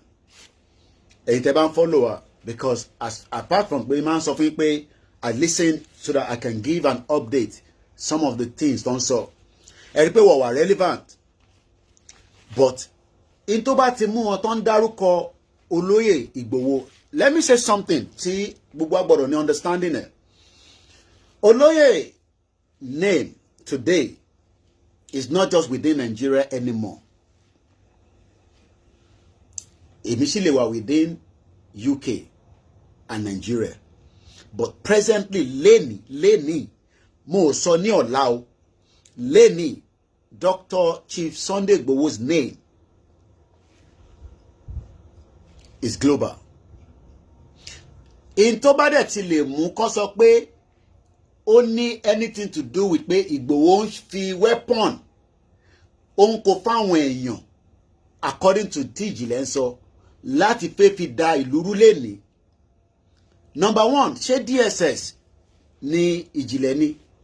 Torí pé in tí DSS sọ fún wa ni pé evidence wà níta bọ̀wọ̀ point sí Ìgbòho wọ̀ rẹ̀ point sáwa Yorùbá Nation campaigner. Why is he now the one tó ń jáde? Lóòótọ́ ọ̀rọ̀ tó sọ yàtọ̀ sí pé àwa ti expanded nísìn bí Bishop Adesina dẹ̀ ṣe sọ. It might not even be heard in local government Ijinle ní Ondo state. Wọ́n lè má tẹ̀ ní tó sọ yẹn wọ́n lè má gbọ́ rárá. But in tó bá ti lè sọ pé olóyè Sunday Igboho ó kó ìbọn fáwọn èèyàn tó bá ti lè announce ní Nàìjíríà ó máa dé local government Ijinle. But èyí tó ń sọ ní online yẹn maybe one or two people maximum gbogbo reach Ijinle kò tó anywhere. I know that because I can tell. Gbogbo reach kò dé anywhere. But notwithstanding, just like every one of us, gbogbo ala ní àwọn tó ń gbọ́ wa, whether for or against. Now, ẹni tó bá gbọ́ ọ̀rọ̀ yẹn nísìn pé ṣé Ìgbòho tó wà ní Benin náà ló tún kó bọ̀ fáwọn èèyàn nínú ilé nígbà tó ń ṣe àsárídòkúbọ̀. It shows that Ijinle knows what he's doing. Kò ń ṣe ọmọ kékeré. Torí pé ó jókòó sórí bíbà nínú studio ẹ̀ tó ti operate tó gbogbo àná la máa ní studio. But in a nutshell, almost everybody is operating within the house. But we call it studio because that's, I mean, you can tell that, you know, Tibani studio no more, studio no more. That is just the phrase, the term, studio me. Then our father on the radio, because now on the radio. Media tó bá register nílùú tó wà tó ti operate as a media. Only register for another thing no pé company buy ni mo operate mo ní organization buy. But tó bá register as a media gbogbo YouTube tẹ́ ń ṣe yẹn mo sorry gan. It is not known as media. Tó bá fẹ́ invite pé kó wá sí conference ní London tó bá sọ pé media nìyẹn ó láwọn credentials kan tó máa béèrè lọ́wọ́ ẹ̀. But lẹ́yìn nísìnyí torí pé a ti ní opportunity of this, you know, the new media tá à ń pè ní social media. Everybody switch on the camera and then they call themselves a media. But in reality, kódà tí bá fẹ́ béèrè fún media accreditation ní àwọn bòmíì, wọ́n máa ń béèrè fún email address media mi gangan, not the Gmail tá à ń lò. Ẹ̀yin tẹ́ ń ṣe ń lo Gmail ni mo ń sọ, not Gmail.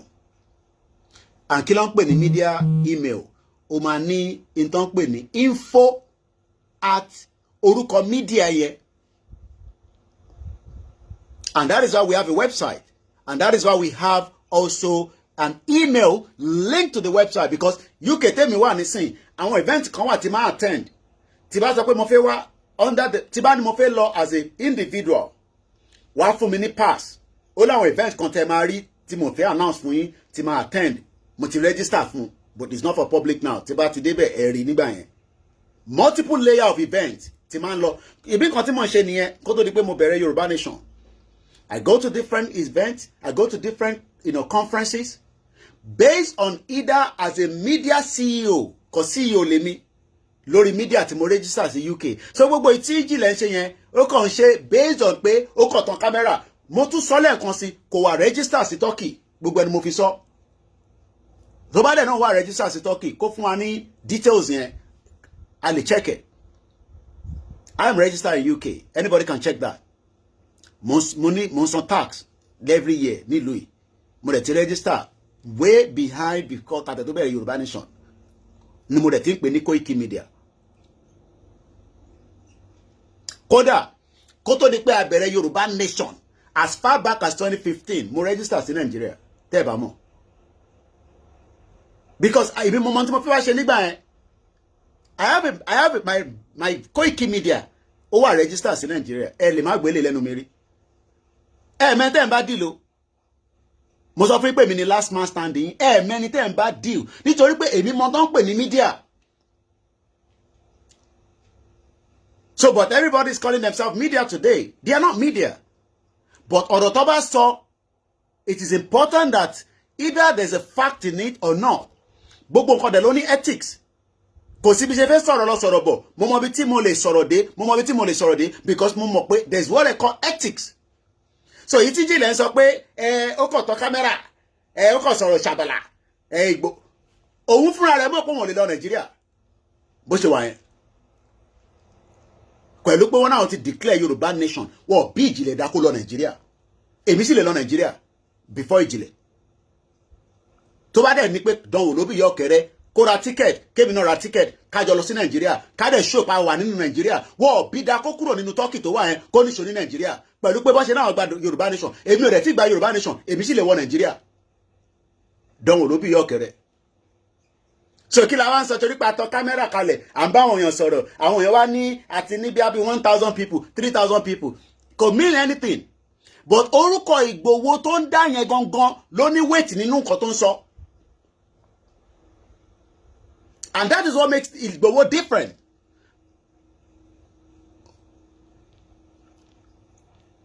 mo ń bọ̀ mo ti prepare TVC lélẹ̀ nísìn nígbà tí ìṣẹ̀lẹ̀ yẹn ṣẹlẹ̀ TVC ò mọ tó ń pè ní Ijinle Marcus TVC ò mọ ẹni tó ń pè ní Ògúnjìmí Marcus wọ́n mọ ẹni tó ń jẹ́ bẹ́ẹ̀ kò wà relevant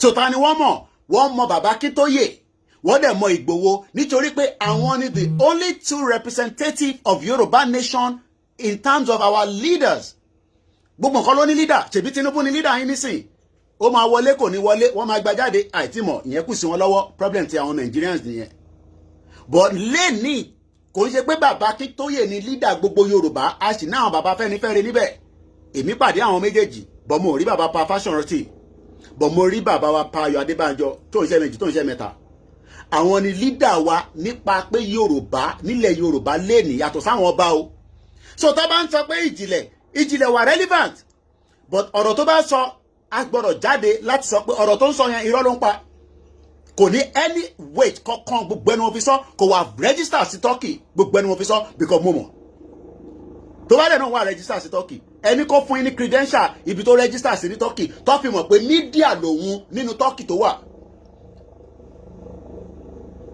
ẹni kó jáde kó sọ because mo mọ̀ Turkey torí aláwọn tó ń gbé níbẹ̀ tó jẹ́ ọmọ Yorùbá àtàwọn ọmọ Ìgbò tó wà níbẹ̀ tó ń operate níbẹ̀ so kó wá jáde kó máa ní Ìgbòho kó ìbọn fáwọn èèyàn wọ́n fẹ́ fi da Nàìjíríà rú lẹ́ni tí wọ́n fẹ́ ṣe election tribunal ṣe rí pé something is very very sketchy.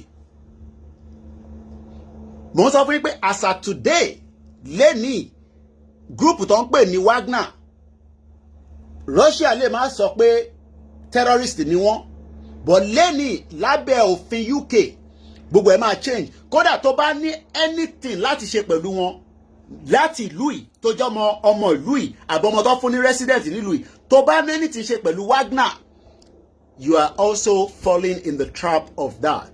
òun lélẹ̀ nísìn 1 hour ago UK to declare Wagner group as a terrorist organization ṣẹ́fẹ́ kọ́ declare was terrorist organization kólúkàlùkù ká palẹ̀ mọ́ kólúkàlùkù jókòó torí pé tó bá ti fi wá sí terrorist organization nobody can operate. First and foremost, somebody kọ́kọ́ shut down gbogbo àwa tí à ń ṣe media. I'm not talking about media, social media, lèmi sọ yìí. Torí social media ní gbogbo ilé tí gbogbo àwọn tó ń ṣe èmi ò ṣe social media. I am a fully confirmed media register in UK. In more than 10 years ni mo ti ń ṣe media. So, tọ́bálẹ̀ ti shut wa down tó sọ pé àwọn tó ń ṣe Yorùbá nation. Though we can challenge that. That is what we are doing right now. Torí pé àwa máa fún wọn ní evidence pé lábẹ́ bàbá Akíntóyè o a kì í ṣe terrorist. But the only thing tọ́kọ̀ lè ṣe ni pé wọ́n lè fi tán pè ní searchlight. Tóyìnbó bá ti fi searchlight sínú kan tẹ̀ ń ṣe. Gbogbo eléyìí tá à ń ṣe ìkó ṣe pé gọ́ọ̀mẹ̀ntì gbogbo àgbáyé ò mọ̀ wọ́n mọ̀. But in tó bá mú wọn pé in tẹ̀ ń ṣe yẹn ṣé ẹ̀ ń fund terrorist or terrorism nísàlẹ̀. Chaos lè ṣẹlẹ̀, anarchy lè ṣẹlẹ̀ in the course of a protest. Ìyẹn ló ṣe máa ń sọ fún ìjọba tí ó bá jẹ́ àwọn bíi African country tó mọ̀ pé wèrè ni wọ́n pé ẹ gbọ́dọ̀ ṣe sùúrù pẹ̀lú àwọn aráàlú yín. Nítorí pé there is right to protest. and Nigeria have signed a lot of treaties and MOU pẹ̀lú different bodies at international káàkiri gbogbo àgbáyé, but Nigeria ò kí accept it. Tá bá ti jáde pé fẹ́ ṣe protest, wàá kọ́ ọlọ́pàá jáde, wàá bẹ̀rẹ̀ sí yin tear gas, kò jẹ́ kó rí bẹ́ẹ̀. But lawless country ní Nigeria. But for the fact that somebody like Ijinle tí kò wà relevant, so as far as kò wà relevant, mo sọ pé wọ́n mọ́ ní local government ẹ̀. Ẹ̀rọ àwọn èèyàn lọ sí local government ẹ̀ kẹ́ bèrè pé ta ló ń jẹ́ Ògúnjìmí Marcus, wọ́n máa bèrè pé ta ló jẹ́ bẹ́ẹ̀. But ó easy láti jókòó sínú comfort zone ẹ̀ ní Turkey níbi tó wà tí kò lè kúrò níbi tó wà. Torí pé kò ní ìwé láti àwọn tó wà ní Turkey wọn fún wọn ní visa láti lọ sí ìlú míì. Turkey tó wà yẹn wọ́n bí da kó jáde ní Turkey yẹn yàtọ̀ sí Nàìjíríà. Nàìjíríà nìkan ló lè lọ, kò lè lọ sí any other country wọ́n ní fún ní visa, gbogbo ẹni mo fi sọ. Wọ́n dey issue visa fún Ijinle nínú Turkey tó wà yẹn lọ sí any other country. Tó bá tẹ̀ ní stay níbẹ̀ wọ́n ní fún. In tí mo mọ̀ ni. Ṣé sọ pé kó ṣe sùúrù díẹ̀ o. Kó ṣe sùúrù pẹ̀lú ọ̀rọ̀ Ìgbòho. Ẹ rò pé mo jáde báyìí pẹ̀lú Ijinle rí. Kó ṣe sùúrù gan-an. Ìgbòho ń ṣe ń ta fi ń ta yín o. Tóun bá dákẹ́ torí pé ó mọ weight tóun gbé dání, kí lẹ rò pé Ìgbòho ṣe jà padà nígbà tó wá sínú ilé ẹ̀. Ó lè jà padà náà, but tó bá jà padà ó máa ní implication internationally. Ó dẹ̀ mọ̀ pé wọ́n máa wipe off as many people. Ṣé Ọbásanjọ́ ṣe ni? Ṣé Ọbásanjọ́ náà sójà lọ sádùúgbò kan tí gbogbo àmọ́ history yẹn nínú Nàìjíríà bẹ́ẹ̀ náà. Ó ní kọ́ dìkọ́ pa gbogbo wọn dànù. Tẹ́ bá lọ sórí Instagram gbogbo last week, ó dà ń pé DRC ni. Tẹ́ bá rí bó ṣe pa àwọn aráàlú, wọ́n wá mọ̀ pé yàn kan fídíò, ó wà lórí Ọba Mighty. Ẹ lọ sórí Instagram page Ọba Mighty. Bọ̀bọ̀ kan wọ́n pè ní Ọba Mighty. Ẹ rí níbẹ̀. Kò ní dá fún bàbá ìwọ tó ní ẹnu mo ní ọmọ àlè, bomb bastard, máa mute ẹ, ò ní lè comment mọ́ nínú program yìí, ó lè ṣì, ẹ̀yin ọmọ ọ̀ràn kíran. Ó rí bí ìyà ṣe ń jẹ nínú Nàìjíríà tó wà ń bẹ̀. Òròjú ẹ̀ bójú àwọn wìwì, ó lè ṣì. À ń sọ̀rọ̀ gidi, a máa ní ẹnu ló ní bomb bastard. Ẹnu mo ní bàbá, mo lẹ́nu ju bàbá ẹ lọ. Ta ló mọ bàbá ẹ? Olórí burúkú ọmọ àlè. Àbọ̀rọ̀ the times tí mo sọ yẹn, à ń sọ̀rọ̀ gidi ní UK. Ẹ bá ti tan kámẹ́rà tẹ́tẹ́ ń kọbọ̀ yín pẹ̀lú àwọn Chinese phone tẹ́ ń lò ó lò ṣì. Ẹ sọ̀rọ̀ níbí báyìí. UK to declare Wagner Group as a terrorist organization. UK ó ti declare Wagner tí gbogbo wa sọ pé wọ́n ń jà fún Africa as of today. Lẹ́ni news tó ń jáde ní UK ni mo sọ fún yín, news tó ṣe break ni òun ló wà lórí paper wa yìí. So that means pé anybody tó bá ní anything ṣe pẹ̀lú Wagner, you will be under the same. Kódà àgbọ̀rọ̀ sọ pé anywhere àgbọ̀rọ̀ gbọ́ pé àwọn Yorùbá ó afẹ́ni kankan ṣe pẹ̀lú Wagner. Lẹ́ni yóò bí alánà tá bá ń ro bẹ́ẹ̀, tá bá ń ro gan ìgbọ̀rọ̀ sọ síta. Èmi ò ní bá yín sọ̀rọ̀ ẹ̀ torí UK lè mí gbé. Èmi ò ní bá yín sọ pé ẹ lọ darapọ̀ mọ́. Kódà ní tó bá pè tó bá sọ̀rọ̀ ẹ̀ máa kọ́ tẹ̀ mọ́ ilé nu torí pé mo mọ̀ ìlú tèmi ti ń operate. Ìlú tó lúkálukú wa ti ń operate. Ó ní àwọn òfin tó ń bẹ nínú ìlú yẹn. Ìjìnlẹ̀ mọ̀ bẹ́ẹ̀. Ìjìnlẹ̀ mọ̀ òfin tí ó fi operate. But nítorí pé in tó ń sọ ó easy fún láti jókòó síwájú kámẹ́rà kó máa sọ bàbàbàbàbàbà nítorí pé tó bá mẹ́nu bà ọ̀rọ̀ terrorist yẹn nítorí pé in táwọn fẹ́ ṣe nísìnyí pé bí bishop ṣe sọ I don't know bí ó ń ṣiṣẹ́ fún yàn ní o yàtọ̀ sí Dúpẹ́, but right now there is an hidden agenda láti destroy Ìgbòho. In tí Ijinle fẹ́ ṣe nìyẹn. I think it's a little bit bitter. Bí ó wà bitter nínú ẹ̀ ní o, I don't know. But there's some hidden agenda pé Ijinle Marcus tó ń pè ní Ògúnjìmí ó fẹ́ destroy olóyè Sunday Igboho. Torí pé ó mọ̀ pé òun ò ní Ijinle ò tí kúrò nínú Turkey sẹ́, olóyè ti lọ America, olóyè ti lọ Canada, olóyè ti lọ sí London, ṣé mọ̀ pé olóyè ti lọ sí Turkey. Now ẹ jẹ́ ká ṣe rọ́bà. Ṣé fi pé gbogbo tá à ń ṣe kò ní ní ibi tó máa dé later ni, ó sì máa ní ibi tó máa dé, because at some point olóyè tẹ́ rò pé kò ní free yẹn ó máa free. Tí olóyè bá wá gbéra tó lọ Turkey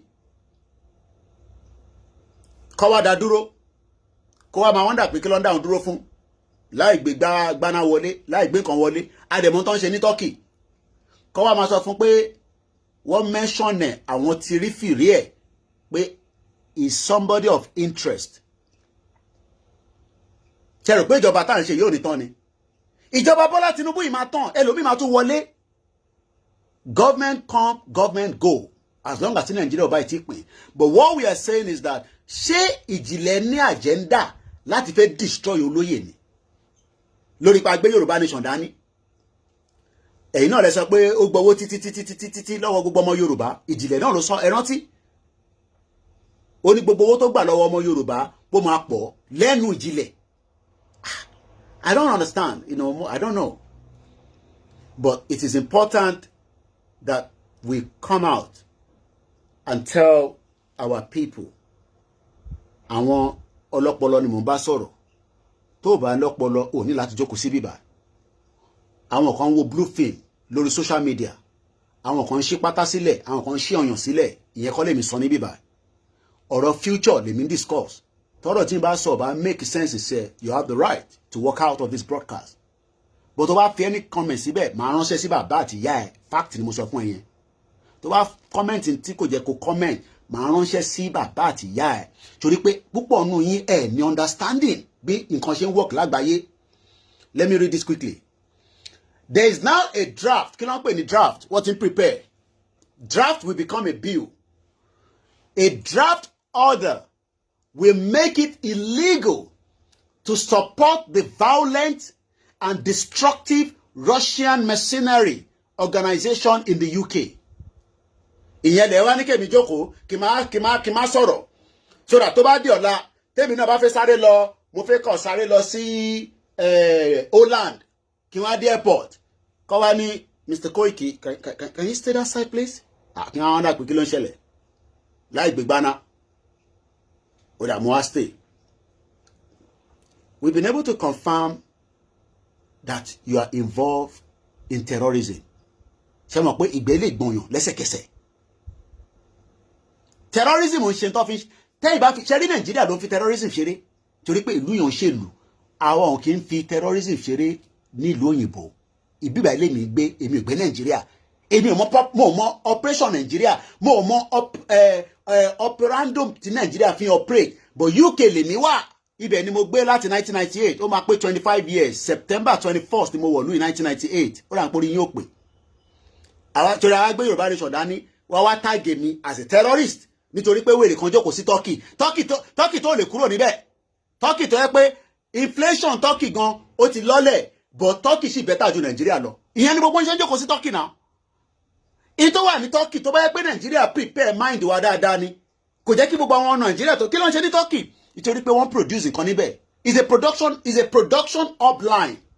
Kò sí nǹkan tó fẹ́ ní Turkey tó lè produce fún ẹ. Ibẹ̀ ni wọ́n allow ọmọ ìlú wọn kó ṣe duplicate Nike, Versace. Ibẹ̀ nìkan lèmi ti mọ̀ pé o lè lọ láti lọ ṣe any aṣọ tó máa lẹ Versace mọ́ lára but fake ni.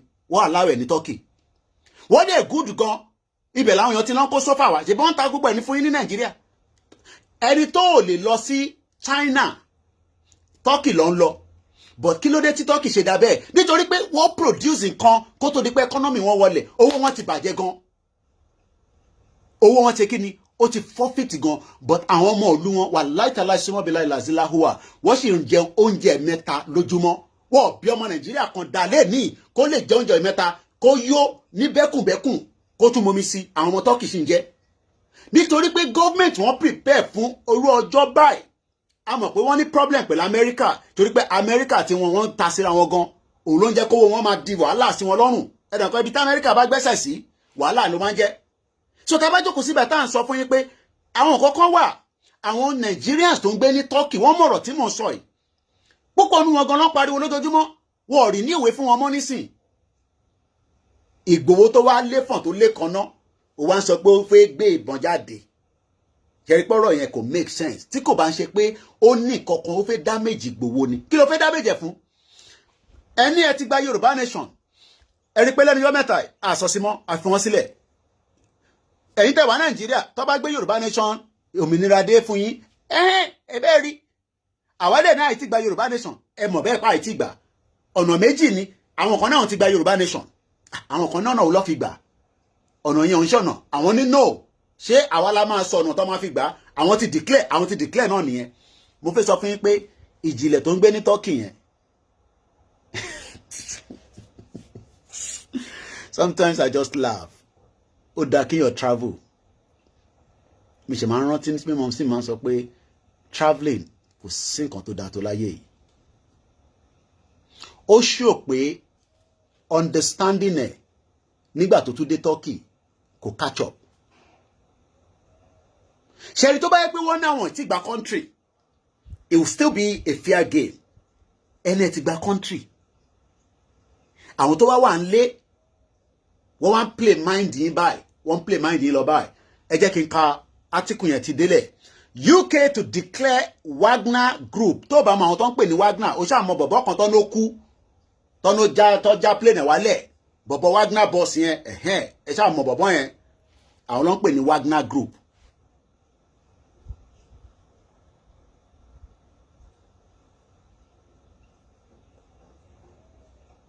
Olórí burúkú kan mọ́ tó torí mi báyìí olóṣè ọmọ àlè bomb bastard. Tó bá mọ̀ pé o mọ̀ pé iṣẹ́ tèmi ń ṣe wọ́n bí Facebook dá kó release gbogbo content mi fún 500,000 tí mo dẹ̀ sọ̀rọ̀ lójoojúmọ́ Nàìjíríà máa dàrú ọ̀dẹ̀ lẹ́yìn ìbọ̀lẹ̀yìn wà. Facebook ó mọ̀ pé tóun bá release 500,000 followers mi ní gbogbo platform mẹ́tẹ̀ẹ̀ta mi ọ̀rọ̀ tí mo sọ lójoojúmọ́ yìí á destroy Nàìjíríà. But then you learn understanding it, omugo.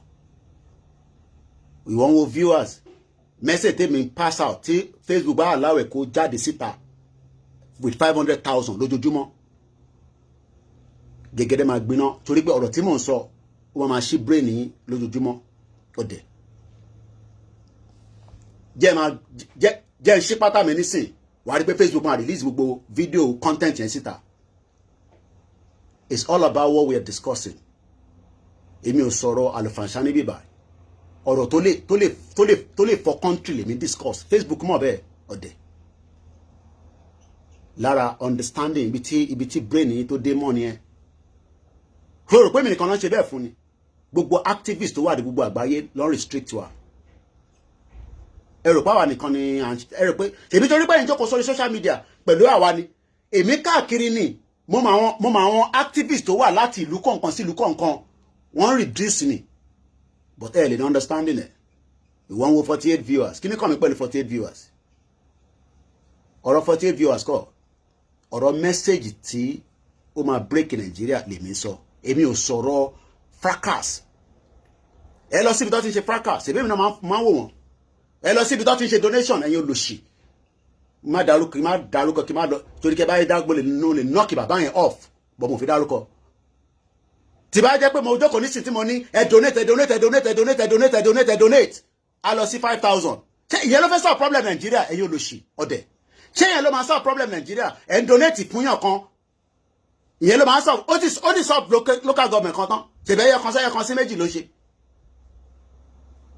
Because ní understanding in táwọn west ìyẹn làwọn west ṣe ń lọ sí wọ́n bẹ́ẹ̀ mi ṣe wà báyìí nísìn kò sí nǹkan kan tó lè ṣe fún mi. Nílùú tí mo wà yo gbogbo ẹni mo fi sọ. Tí n bá ti kọjá ìyá rẹ mi pẹ̀lú ọ̀rọ̀ terrorism ẹ̀yin nísìn wà Nàìjíríà nísìn wọ́n ń dì pẹ̀lú yín ìntẹ́mi sọ ẹ̀ lè sọ̀dájì ẹ̀ ní Nàìjíríà ọlọ́pàá máa ti wá gbé yín láàárọ̀ ọlọ́pàá máa wọlé wá gbé yín láàárọ̀ ṣèbẹ́ tí sọ pé ọlọ́pàá máa wá gbé mi nílé ọlọ́pàá máa rí pé you are stupid people èèyàn bọ̀bọ̀ kan wá deliver ẹrù fún mi UPS guy ó kọ̀ raṣọ Yorùbá nation mo pè Ìgbòho níjọ́ yẹn ọ̀rọ̀ last week ni ó ní Yorùbá people mo ní bẹ́ẹ̀ ni la bá bẹ̀rẹ̀ sí sọ̀rọ̀ mo náà tó wà nílé máa bú mi ni ó ní wọlé nílà káyì ọ̀rọ̀ tẹ́mi sọ ní UK wọ́n tó bẹ́ẹ̀ ni mo sọ gbogbo ẹni mo fi sọ kọ́ wọlé wá gbé mi wọ́n tó bẹ́ẹ̀ ni mo sọ torí pé right mi ni mò ń lò gẹ́gẹ́ bí ẹni tó ní citizenship nílùú yìí láti jókòó sílùú yìí ìwọ jẹ́ citizen Nàìjíríà wọ́n destroy ayé ẹ mò ń sọ̀rọ̀ fún ẹ o ní pé viewers mi lélẹ̀ ọ̀dẹ̀ torí pé mi ò sọ̀rọ̀ ẹ wá dáwó fẹ́ntẹ́sẹ̀ ń dùn torí ń yọ tó bá yẹ pé yẹn ni mò ń ṣe lójoojúmọ́ ni mo lè dárúkọ Kòkó foundation mo fi dárúkọ ẹni kejì èmi ò ṣe Kòkó foundation jẹ owó lọ́wọ́ gbogbo àwọn politicians ní ẹ̀yìn ọ̀dẹ̀ ẹ máa tó ń gbé sínú àkáǹtẹ̀ tó wá ra indomie ra pálí ra díìsì tó ń fáwọn èèyàn ṣé ó ti solve problem tán kò lè solve problem tó wà nílẹ̀ ẹ bá ní Kòkó foundation ní gbogbo local government yìí kò lè solve problem because we are talking about policies we are talking about issues that is affecting millions of Yoruba people and Nigerians ọ̀dẹ̀ ẹ̀ dẹ̀ ní understanding ibi tí làákàyè yín ẹ mò ń bọ̀ Nàìjíríà bàbá ẹ̀ ló máa gbé mi wá Nàìjíríà lórí burúkú somebody bomb bastard ẹjọ́ dé pẹ̀lú ọmọ tó wà níbà kò ní da fún bàbá tó bí ẹ níbo ló wà bàbá ẹ kò ní da fún olùsì ẹ̀yọ́ ọmọ ọ̀ràn kíràn mo rò pé mo ti gbá ẹ jáde tẹ́lẹ̀ ní olùsì ẹ̀yọ́ máa lè ẹ̀yin tẹ́lẹ̀ kúrò Nàìjíríà wọ́n ní fún yín ní visa a máa restrict visa mọ́ yín lọ́wọ́ ni èmi wọlé lọ ṣe interview ni ìwọ wọlé lọ ṣe interview kọ́ mọ bó ṣe bọ́yìn sọ òyìnbó sọ̀rọ̀ ẹ̀yin ọ̀dẹ̀ wá sí UK wàá máa dúpẹ́ lọ́wọ́ mi pé àṣẹ tí kò ìkí sọ lélẹ̀ ẹjẹ́ àfihàn sílẹ̀ olórí burúkú ọmọ fẹ́ distract wa ọtí fún ṣòwò ẹ ti sọ bẹ́ẹ̀ ṣòwò rẹ ní 2,000 naira lọ́ máa fún gbogbo yín 2,000 naira ẹ wá ra data ẹlòmíì máa ń borrow data láàrin yín ni inú ilé mo wà ní sí gbogbo wifi ìṣiṣẹ́ rọ̀tún ló ṣe now kí ló dé tí UK fẹ́ declare Wagner nítorí pé wọ́n believe pé tí Wagner ṣe is wrong àwọn kan lè sọ pé tí Wagner ṣe is right but UK kò accept it so now there's a draft order will make it illegal o gbọ́dọ̀ support it that means pé Koiki o gbọ́dọ̀ support Wagner views mi lórí Wagner nísìn o gbọ́dọ̀ wà lábẹ́ ẹkùn mi kò ń ṣe tí mo gbọ́dọ̀ sọ síta mọ́ to the public torí pé kí má bàa ní problem pẹ̀lú UK government nǹkan pè ní law nìyẹn nǹkan pè ní òfin nìyẹn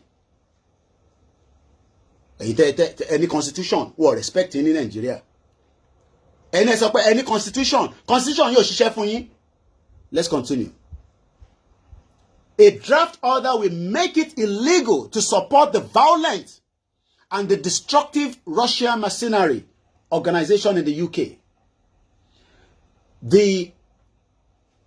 The Wagner mercenary group will be declared a terrorist organization according to the Home Office. Àwọn ló ń pè Home Office. Tó bá mẹ́ntán pè Home Office nílùú yìí. Àwọn ló handle gbogbo ọ̀rọ̀ anybody tó ń gbé nínú ìlú yìí àti ìwọ tó fẹ́ wọlé lọ́la. Kọ́lọ́njọ́ lè gba visa kó fi wọlé.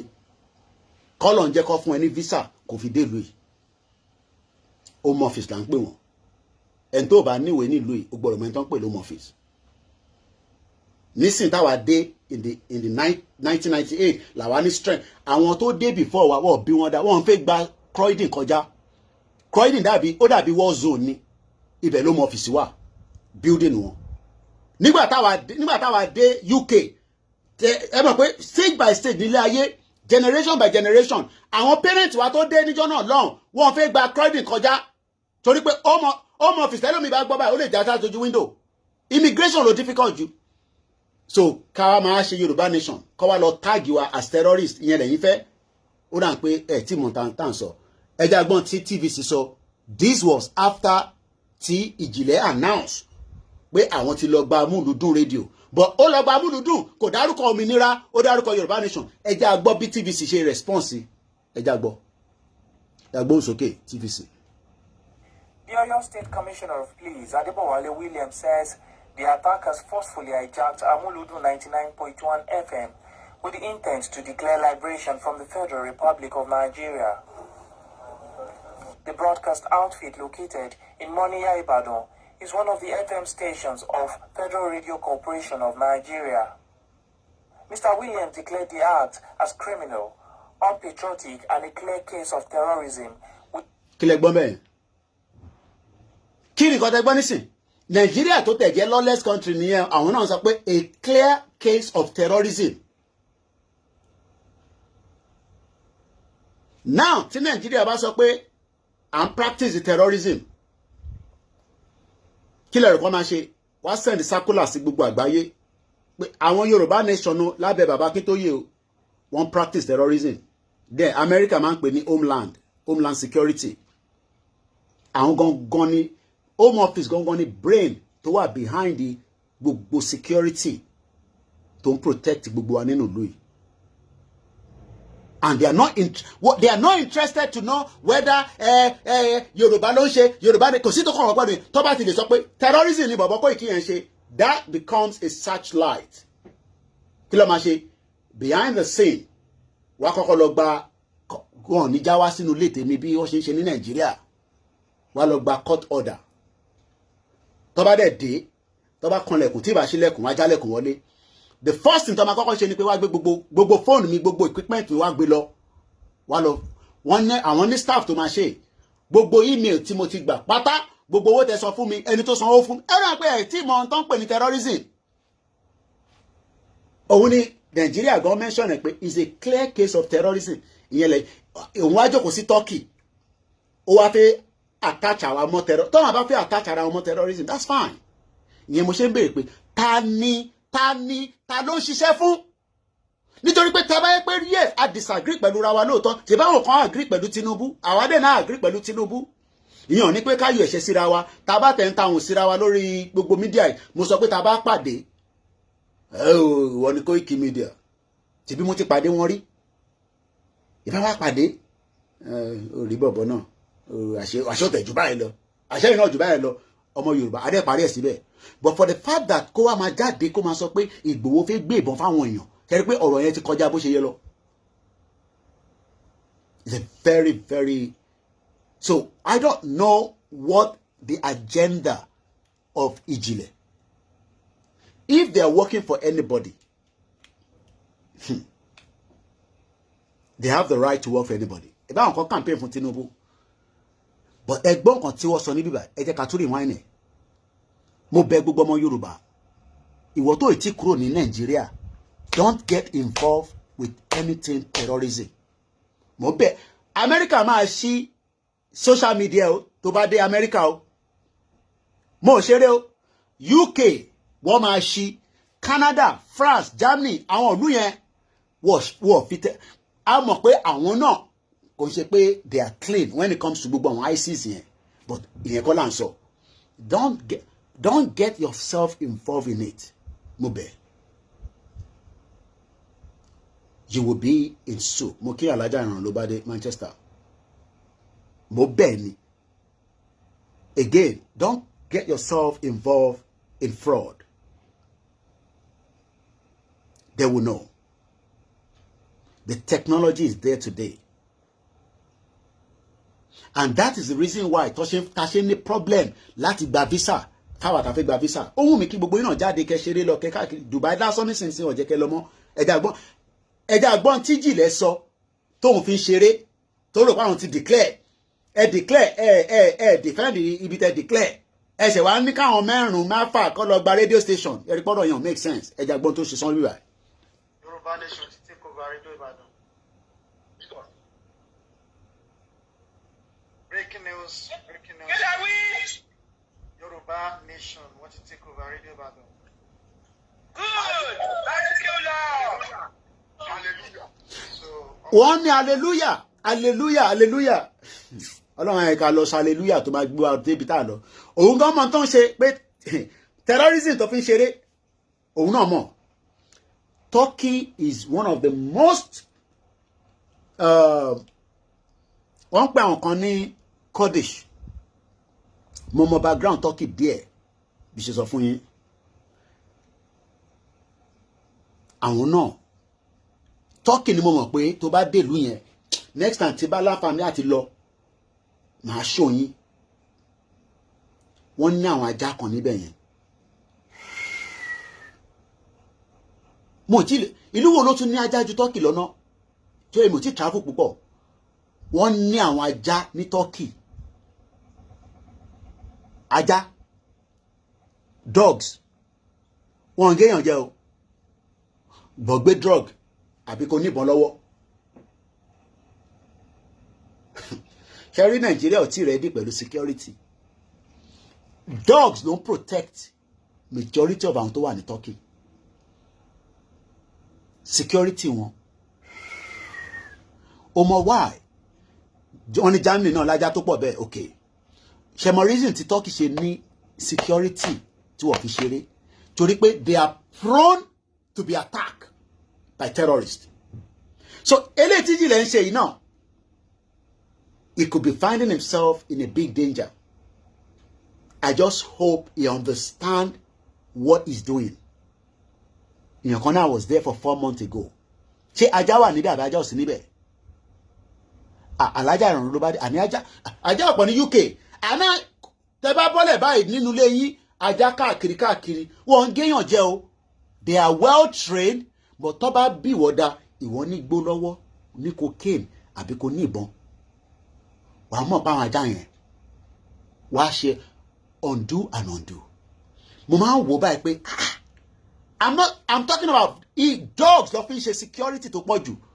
It's because it is a country that is also prone. Ìlú tó bá ti prone sí terrorism attack, you must be able to beef up your security. Ìyẹn ni Nigeria ò ṣe. Kí ló dé tí Nigeria ò ṣe ṣe? Because Nigeria ti wà compromise. Okay, wọ́n ní their German shepherd. Èmi ò dájá mọ̀. But mo ṣá mọ̀ pé àwọn ajá yẹn. Next time tí bá lọ sí Turkey, lágbára Ọlọ́run, màá show àwọn fídíò àwọn ajá yẹn. Àbí kí n sọ fáwọn èèyàn mi tó wà níbẹ̀. Kó bá mi send video wá. They know the Turkey nìkan ni mo mọ̀ pé tó bá fẹ́ check ẹrù in láti ta ẹ mọ̀ pé ṣe máa ń wọ airport. Wọ́n kọ́kọ́ máa screen the luggage yẹn. O mọ̀ why? Because they are prone to attack. So they know they joke with terrorists. So what I'm just trying to say is, look, Ijinle has the right to believe in what Dupe Onitiri is saying. I am not here to argue on his stupidity on that. That is not the reason why I'm here. Wọ́n ajá náà pọ̀ ní Australia, ẹ ṣé gan ni. Ìlú kan tí mo fẹ́ lọ nìyẹn. Mo like Australia, ìgbẹ̀yìn ayé nìyẹn. Ọlọ́run, Ṣòwòrẹ́ ti débẹ̀. Ṣòwòrẹ́ nígbà tó ń campaign ó káàkiri gan. Ó dé Australia. Kọ́lọ́njẹ́ lè dé Australia. But ó jìn. But kọ́lọ́njẹ́ lè débẹ̀. Àbúrò mo yẹ yín nísìn. So kí ni mo fẹ́ fà ń bẹ̀ ni pé Ijinle has the right to believe in Dupe Onitiri and their Ominira 2022. Bó ṣe máa ń sọ. Ẹ̀yin tẹ́ wá wà nílé àtàwátà wà níta. Àtàwátà náà ti gba Yorùbá nation. Àtàwátà wọn náà ti gbà. There must be an expectation. Ẹ̀yin Yorùbá náà lẹ ní ẹni tó ń gbéyàwó bọ́ àbá kí ló tí wọ́n ń gọrùn fún. Òun lọ̀rọ̀ tó wà nílẹ̀. Wọ́n náà wọ́n ti gbé òmìnira, àwọn ti declare. Dupe náà wọ́n ti bá yín declare. Òun dẹ̀ ló máa form policy. Ó máa ìyẹn ní Yorùbá land. Who are you referring to as terrorists? That was my question. Okay, èmi ò mẹ́ntẹ́. Ṣé mi lẹ́ ń bá sọ̀rọ̀?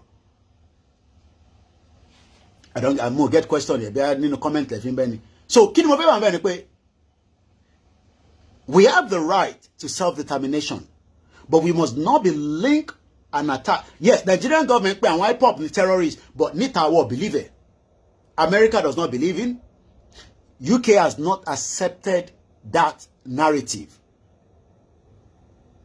Nigerian government has prescribed IPOB, but níta officially níta lè níyò kò síbi kankan. Kódà àwọn tó ṣe I think Global Terrorism Index wọ́n lọ drag orúkọ IPOB wọnú ẹ̀. Àwọn IPOB tètè react. Nígbà tó dẹ̀ react kí ló ṣẹlẹ̀? Wọ́n sọ pé àwọn ṣe mistake ni. A dẹ̀ mọ̀ pé Nigerian government ló ń push narrative yẹn. Ẹ rántí pé Lai Mohammed ti pe àwọn Google rí pé IPOB yẹn má jẹ́ kí ọ̀rọ̀ wọn kó lọ káàkiri. Àbúrò mo yẹ yín nísìn. Má yẹ kí ọ̀rọ̀ wọn kó lọ káàkiri. Just let it come off the YouTube. And I know that Lai Mohammed made the same thing with my own page. Because 2 of my videos were pulled down because of the information minister. So now, you've listened to Ijinle. This was in May. Announcing on the social media, because he's not a media, he's not registered. But he announced that àti Shekini ẹ̀dá gbogbo tó ṣe sọ. Yorùbá nation to take over Radio Ibadan. Ó ní Yorùbá nation to take over Radio Ibadan. Kò sọ pé òmìnira, because òmìnira làwọn sọ pé àwọn ṣe. Àwọn ti gba nation tiwọn láti November last year. Wọ́n ti declare. Kódà bàbá Akíntóyè gan ní right láti make any declaration kankan mọ́ wọ̀dẹ̀. Dupe Onitiri sọ pé wọ́n kì í declare lẹ́ẹ̀mejì. Mo ti bounce gbogbo yẹn. Mo lọ program tí mo ti ṣe sẹ́yìn. Mo ní irọ́ ní gbogbo yẹn. Gbogbo pọ́nà declare yẹn. Orí ọwọ́ ni kò sí nǹkan tó ń jẹ́ declaration. So let's listen again to Ijinle. Yorùbá nation to take over Radio Ibadan. Ìkan ní Jesus. Ìkan ní kílẹ̀ wí. Kò play ni. Breaking news. Kílẹ̀ wí. Yorùbá nation want to take over Radio Ibadan. Good. Thank you now. ọmọ Yorùbá a sọ fún yín o ẹ dìde ẹ jáde o àsìkò ti tó fún iṣẹ́. ẹ jáde o. ọ̀rọ̀ tó sọ yẹn ẹ wá gbọ́ reaction bí Nàìjíríà ṣe response sí. The Oyo State Commissioner of Police, Adebowale Williams, says the attackers forcefully hijacked Amuludun 99.2. The attacker forcefully hijacked Amuludun FM station in Ibadan. On FM with the intent to declare liberation from the... With the intent to declare their liberation, Ijinle, tó rán wọn àti Dupe onítìrì. Federal Republic of Nigeria. The broadcast outfit located in Moniya, Ibadan is one of the FM stations of Federal Radio Corporation of Nigeria. Well, àwọn gbogbo ọmọ Yorùbá náà ló ń rí fáàsì pé gbogbo ọmọ Yorùbá jáde àti gbàlú àti declare. Yorùbá nation ti take over Radio Ibadan. Breaking news. Yorùbá nation want to take over Radio Ibadan. This was in May. Good. Thank you, Lord. Ṣé pé wọ́n jubilate wọ́n náà dúpẹ́. Ọmọ Yorùbá a sọ fún yín o ẹ dìde ẹ jáde o àsìkò ti tó fún iṣẹ́. ẹ jáde o. Now wọ́n jáde yẹn wọ́n jáde the repercussion of such àwọn èèyàn ti pè gan ẹ má bínú àwọn èèyàn ti pè ẹ má bínú ẹ jẹ́ kí n return àwọn calls yẹn ẹ jẹ́ kí n return calls mo mọ̀ pé call yẹn ń ring ẹ jẹ́ ká àwọn calls tí a ti gbà. But I believe that Ijinle is planning something just to destroy Igboho's name. But èmi ò ní gbà fún ẹ. Fact ló gbọ́ lẹ́nu mi. Ẹgbọ́n sókè ìyá mi, ó tó jọ́ mẹ́ta, ẹ káàbọ̀ mà. Èmi ni ẹ mà. Èmi ni ẹ mà. Ọ̀rọ̀ Ijinle mo fẹ́ dá sí orí Ijinle ò pé. Gbogbo ẹni mo fi sọ orí Ijinle ò pé. He's a very stupid guy. Kò ní ọpọlọ rárá. Ìgbà tó lóun declare wọn lọ jáde radio station ní Ìbàdàn ẹni kó padà lọ sọ̀rọ̀ lérí ẹ̀ mọ́ ó hàn pé nǹkan tí ò dá ló ń ṣe that he can get into trouble with that. Ìjìnlẹ̀ òkè ronú kó tó sọ̀rọ̀ kò ń ṣe tán pọ́nlé rárá àwa la rò pé èèyàn ni kò ń ṣèyàn. He's a very stupid guy. Nǹkan tá a lè ṣe ni pé rọ́bìṣì tó ń sọ yẹn kí bàbá jáde kó sọ̀rọ̀ lé lórí. Okay. Kí àwọn gbogbo Yorùbá world media àti ẹ̀sán bàbá Akíntóyè wọ́n láti fèsì Ìjìnlẹ̀ and we need to shut him up. Ó gbọ́dọ̀ pa ẹnu mọ́ bí Ṣọ́yà Kóríbẹ̀ ṣe panu mọ́ yẹn he too have to shut up. Okay. That's what we need to do. Torí ẹ̀ ò pé rárá. Tọ́kì tó jókòó sí how many times ló jáde fún protest ó gbé flag Yorùbá nation jáde pé kò tó bẹ́ẹ̀ kò lè ṣe ní Turkey ò ń ṣe ìlú kan tí ẹ máa sọ lọ ìyá mi gbogbo tó ń ṣe ní yàrá ẹ̀ yẹn ó ní límìtì kan tó lè ṣe ní Turkey. Ìjìnlẹ̀ wo. It's not needed in this struggle tó bá yẹ kó fẹ́ máa bàjẹ́ ìgbé ta máa ké wọn nìyẹn and it's going to shut up. Okay. Kò ṣẹni tó ń pọ́nlé kò tó nǹkan tá a máa pọ́nlé rárá. We need to shut him up. By shouting on him, he will shut up. Okay. Onítìrí ẹ̀ declaration àti rádaràdà tó ń ṣe ibo ló gbé wọn dé. Nowhere. Declaration wọn àti Òmìnira 2003 wọn. Ògbọ́n anywhere. Where they heading towards that they are destroying the bullet all the time. Mi mọ̀ pé Ìjìnlẹ̀ lẹ́nu ẹ̀ ó lè máa sọ̀rọ̀ kó máa fi àbùkù kan Ìgbòho. Ìjìnlẹ̀ fẹ́ ṣiṣẹ́ ni ó ti gbé ṣiṣẹ́ dání. Kò dára rárá. And you need to stop it. Torí àwọn alálẹ̀ Yorùbá máa bàjá sí nǹkan tó ń ṣe yẹn. And if you look at him baby owó program ẹ̀ he has no peace in himself. Ó kàn push ni kò ní peace and he will not have that peace. Tó bá yẹ pé ibi ìbàjẹ́ ló dúró sí. Nǹkan tẹ̀mí fẹ́ sọ nìyẹn we need to shout on him and shut him up. Okay. Ẹ ṣé gan ni mọ́mì. Thank you so much. Ẹ kújọ́ mẹ́ta mà ẹ bá ń kí family. Mo kí gbogbo èèyàn wa tẹ́ ń gbọ́ wa. We are not here to knock anybody off like I always say. I don't mo kí gbogbo professor wa mo ti rí àwọn professor kan ìyẹn professor ń ṣiṣẹ́ tí ó ṣiṣẹ́ kékeré kẹ́ tó débẹ̀. Mo kí gbogbo Nigerians they believe in Nigeria. It is all right. Èèyàn kan ní kí n lọ wáṣẹ́ ilé mi pé kí n lọ wáṣẹ́ mo sọ fún ẹ pé mo wáṣẹ́ ni mo wà òkè ní UK ìwọ ni kò béèrè lọ́wọ́ rẹ pé ṣé wọ́n níṣẹ́ torí UK tèmi wà wọ́n provide opportunity fún mi tí bá need the loan nísìn tí bá need the access sí facilities nílùú yìí má ní ìgbà ìtọ́ bá fẹ́ fún mi wá fún mi ìtọ́ bá lè fún mi wá ní kí n lọ ṣiṣẹ́ fún so ó dà ń pé some of you tẹ bá ní ká lọ ṣiṣẹ́ mo sọ fún yín pé èmi ò kí ń ṣe just ordinary person tó kọ̀ wá jókòó sórí social media I am a fully registered media nílùú yìí number 1 so pé ẹ bá ní kí n lọ wá ṣe kílẹ̀ mi ò mọ̀ tó ń pè ní freelance ni ẹ mọ̀ tó ń pè ní freelance ni ẹ gbọ́ nígbà tí mo sọ̀rọ̀ lórí Star Radio ni mo yà ti sọ̀rọ̀ láàárọ̀ ẹ̀ so ẹ bá máa sọ pé kí n lọ wá ṣe iṣẹ́ kan ni mò ń ṣe lọ́wọ́lọ́wọ́ nísìn liberating the people ẹni tó bá dẹ̀ liberate àwọn èèyàn lóòótọ́ ẹ máa tutọ́ sí wa lára ẹ máa bú wa bọ̀tẹ́ bá bú mi nígbà mi náà bú bàbá yín máa bú ìyá yín dáadáa gbóhùn sókè máa bú ìyá yín máa bú bàbá yín máa rán ẹ sí ilé gidi fact ló gbọ́ lẹ́rìí máa bọ̀ nàìjíríà mo fẹ́ wá ṣe nàìjíríà àyàn kan fún mi ní fìlà bí kíní kan oríṣiríṣi àlẹ́ máa ń dá lórí tiktok wàhálà wà lórí abala àwọn èèyàn jókòó sórí tiktok mo like tiktok oríṣiríṣi lẹ́ máa ń fún wa níbẹ̀ ó yá gbóhùn sókè ẹ̀gbọ́n yà ni mo máa ń sọ̀rọ̀ bí ẹ̀nà phase 2 ni mo gbé ẹ bá jókòó sí London rí pé Yorùbá mi sì sharp dáadáa àbọ̀ máa kẹ́ níyìn ni ẹ̀yin yàn gidi ẹ jókòó síbẹ̀ ká máa gbọ́ nǹkan tá à ń sọ lọ jàre à ń sọ̀rọ̀ gidi nígbà gbóhùn sókè. ìjìnlẹ̀ yẹn ohun tó fọ fún fèrè ìjìnlẹ̀ ló fọ jáde yẹn ṣẹ́ríṣẹ́ tí ìjìnlẹ̀ ń ṣe ọ̀rọ̀ gbogbo àwọn ìjìnlẹ̀ wa sọ lánàá yẹn kò sẹ́yìn Dúpẹ́ Onítìrì ohun tí Dúpẹ́ Onítìrì ní kó wá sọ níta òun ló sọ yẹn.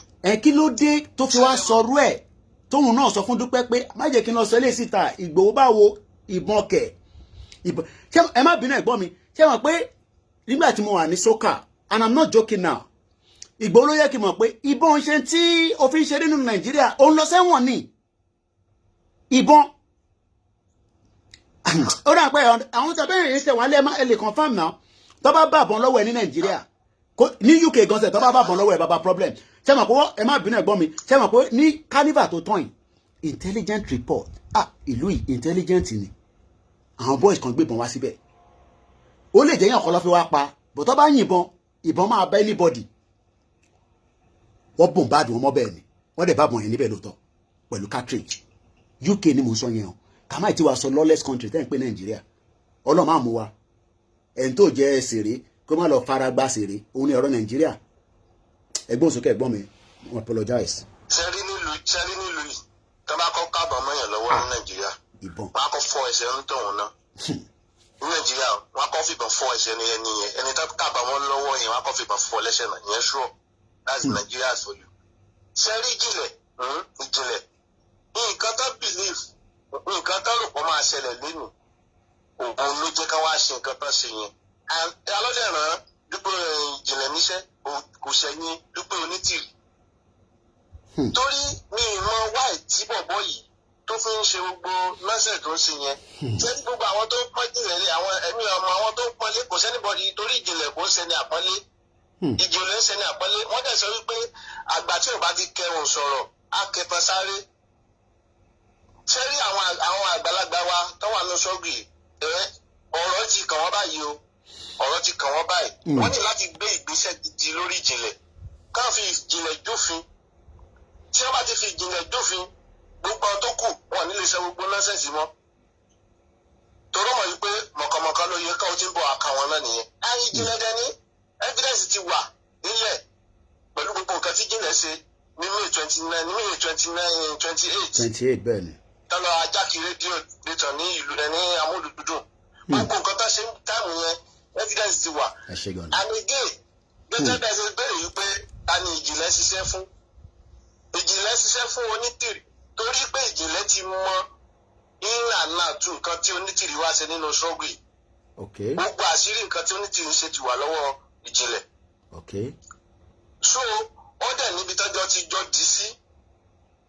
Bọ̀ ṣó wá dá pé kó wá fi torí yẹn kó wá máa fẹ́ destroy Ìgbòho because ṣẹ́rí Ìgbòho tí gbogbo wa ń rí tá à ń pè yẹn bàbá wa tá à ń pè ní Ìgbòho yẹn ṣe mọ̀ pé kò ń ṣòwò nìkan ló wà ní Nàìjíríà and modified mo ti sọ Ìgbòho is no longer a local international wise ni because orúkọ ẹ̀ nísìn is everywhere so tó bá wá sọ pé ó líǹkì mọ́ ìbọn ó líǹkì mọ́ kìnnìkan ṣèbí yẹn ni DSS náà sọ pé àwọn ní evidence pé ó fẹ́ lo inú ilé ẹ̀ tèmi ti wà for 6 months bó fẹ́ fi operate jáde láti wá fi destroy Nigeria mo kí gbogbo ìyá wa ìyá mi Àdùkẹ́ Adé ẹ ṣé gan ni ẹgbọ́n sókè ẹ̀gbọ́n mi.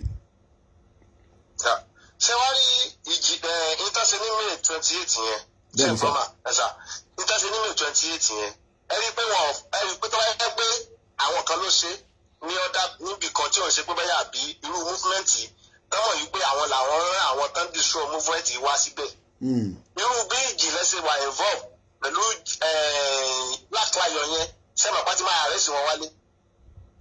sẹ́gbà bẹ́ẹ̀ sẹ́mà pé information ti máa kàn wọ́n lára níbi táwa yẹn because wọ́n ti mọ̀ yí pé ẹran bàbá náà ló fi ẹ̀kọ́ bàbá jẹ́ wọ́n mọ̀ iṣẹ́ táwọn gbélé wọn lọ́wọ́ wọ́n dẹ̀mọ̀ yí pé àwọn táwọn ránṣẹ́ náà nìyẹn láti máa fi da gbogbo kìíní àwọn ọmọ orogun kan wá lọ́wọ́ àti wọn ọmọọṣẹ́ kọ̀ tán korí bomi gbóná irú ẹ̀ làwọn tó wà ní prison yẹn ṣẹ́rẹ́ àwọn tó wà ní prison yẹn àwọn ọmọ orogun làwọn yẹn àwọn ọmọọṣẹ́ kọ̀ ni àwọn tó ń gbéṣẹ́ rẹ̀ gbọgbọgbọ láti máa ṣe gbogbo iṣẹ́ yìí wọ́n dẹ̀ kọ̀nẹ́tì máwọn tó àwọn Nàìjíríà gọ́ọ̀mẹ̀ntì tó ń rán wọn níṣẹ́ irú ẹ̀ làwọn Ìjìnlẹ̀ yẹn ṣẹ́rẹ́ àwọn tó ń ránṣẹ́ tán kó sí prison yẹn àwọn yẹn ọmọwọ́ mẹsẹ̀ làwọn yẹn wọ́n kàn lọ fara wọ́n ní àṣẹ ló máa ń ṣẹ̀wọ̀n rárẹ̀ àṣẹ ló ṣẹ̀wọ̀n rárẹ̀ lọ́dọ̀ tiwọn àwọn lọ́lọ́ ṣẹ̀wọ̀n ẹ̀wọ̀n rárẹ̀ àṣẹ làwọn wọ́n lọ ṣẹ̀wọ̀n rárẹ̀ so ti ṣe Ìjìnlẹ̀ yẹn ẹgbẹ́ yẹn pèsè pé ta ló ń ṣiṣẹ́ fún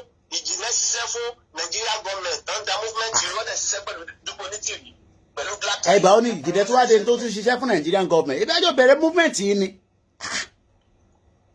bàbá gbogbo àwọn tájọ bẹ̀rẹ̀ movement for láti day one ẹ má bínú ṣé ẹ bìlí pé gbogbo wọn lọ wá látọkàn wọn láti wá ṣiṣẹ́ fún Yorùbá nation ni ṣé bí bẹ́ẹ̀ ni bàbá Adéníran tájọ bẹ̀rẹ̀ láti day one kí ló padà ẹ̀ ń díẹ̀ ìgbà tẹ́ ẹ sọ̀rọ̀ ṣe lájọ bẹ̀rẹ̀ movement ni ṣé bàbá Adéníran lájọ bẹ̀rẹ̀ movement ni.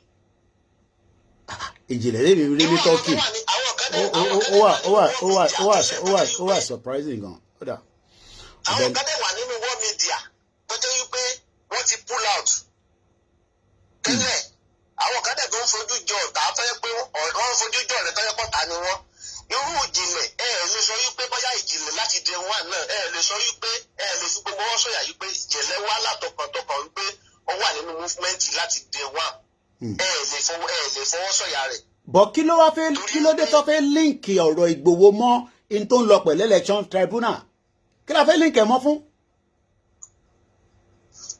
ṣé ẹ mọ̀ wípé wọ́n ní tí ẹ̀ bá lé nílé ni tí ò bá bá ní ìyẹn máa ń dẹ́yìn lẹ́yìn yẹn ni.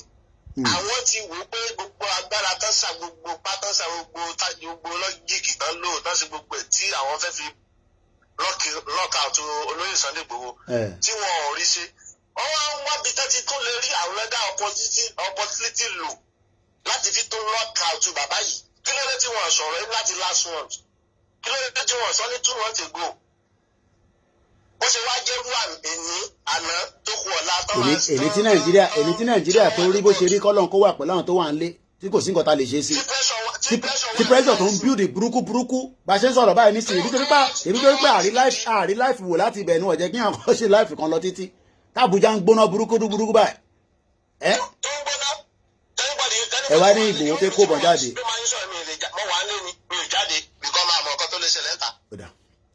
Ọlọ́run bá wà pẹ̀lú gbogbo wa. so ntọ́sẹ̀lẹ̀ ni Ìjìnlẹ̀ ṣiṣẹ́ fún Nàìjíríà gọ́ọ̀mẹ̀ pẹ̀lú Dupe onítìrì èmi ò ní sọ jù bẹ́ẹ̀ lọ. ẹ ṣé gan ni mo kí gbogbo wa bí ṣe máa ń sọ we are not reacting fún ẹ̀yin tẹ́ wà nílé. Number one àwọn politicians wa àwọn lọ́kọ̀ gbogbo wa sínú yọ́yọ́ ta wà yìí but the question is Ìjìnlẹ̀ máa jáde tó ń pè ní Ògúnjímí Marcus ẹ̀yin kan tẹ́ ẹ̀ bá mọ̀ Turkey ló wà tóun ti ń operate tó wá ń sọ pé bábá ẹgbọ́n sókè.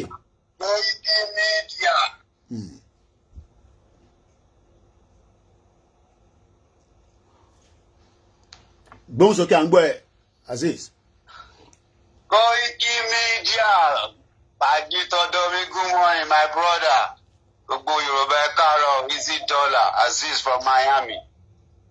Koiki wo tó bá rántí 4 months ago tí mo sọ fún ẹ pé jọ̀ọ́ mo pè personally mo ní ṣé 5 months ago àbí káàwé bọ̀bọ̀ òṣì yẹn ti jáde tí mo ní pé jọ̀ọ́ èèyàn wá ní báwa ṣe kọ́ kíkú gbà jáde òpẹ́ náà ní wọn pápá yẹn jáde excuse me for my language ẹ jọ ọmọ Yorùbá tí bọ̀bọ̀ òṣì yẹn jáde tó wá ń sọ̀rọ̀ bó o ṣe but at the same time to my own opinion mi fi pé bàbá yẹn ṣiṣẹ́ fáwọn people yẹn ni because also with boldness pé Igboho ọjà títọ́dọ̀ wa ó fẹ́ produce ìbọn fún bàbá òṣìṣẹ́ àlọ́run yẹn náà but gbogbo nǹkan tó ń sọ yẹn kò wà rẹ níbà kò sí nǹkan kan tó máa ṣẹlẹ̀ but nǹkan tó máa fi nísìnyí Koiki bàbá yẹn fẹ́ tàdí wa ni iṣẹ́ tó ń rán nìyẹn but before they do that we have to stand on our toe.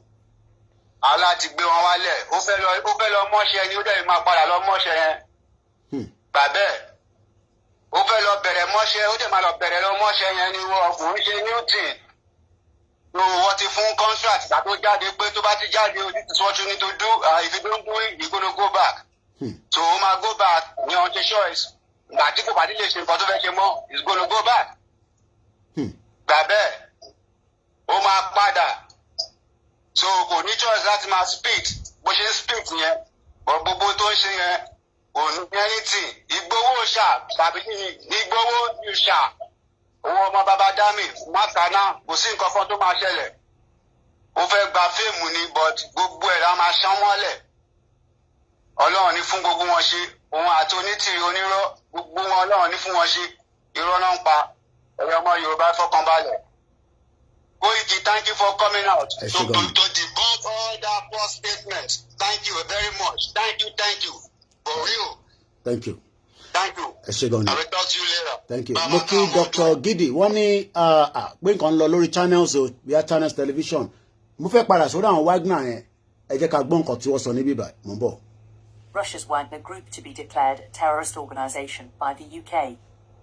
Russian mercenary group Wagner will be declared a terrorist organization, the Home Office has said. A draft prescription order will be laid in Parliament on Wednesday, which will make it illegal to be a member of or support the Russian group in the UK. Ẹ̀gbọ́n wọn tó sọ. Ó support wọn, ó ti wà lára Wagner. So gbogbo ẹ̀yin tẹ́ bá ní views Wagner, especially ra tan bá yín sọ̀rọ̀ báyìí nísìn, a gbọ́dọ̀ accept pé because ó ti ń lọ sí bill ní UK lè mí ń gbé. Olúkálùkù wa dẹ̀ ló gbé nílùú ọ̀tọ̀ọ̀tọ̀. So bó a dẹ̀ ṣe fẹ́ operate lórí movement yìí ó yàtọ̀. But èmi nísìnyí o lórí Wagner is a terrorist organization, as simple as that. Ǹbá wa náà dá view ìyẹn gbọ́dọ̀ wá jókòó sábẹ́ ẹkùn mi títí nísìn nìyẹn.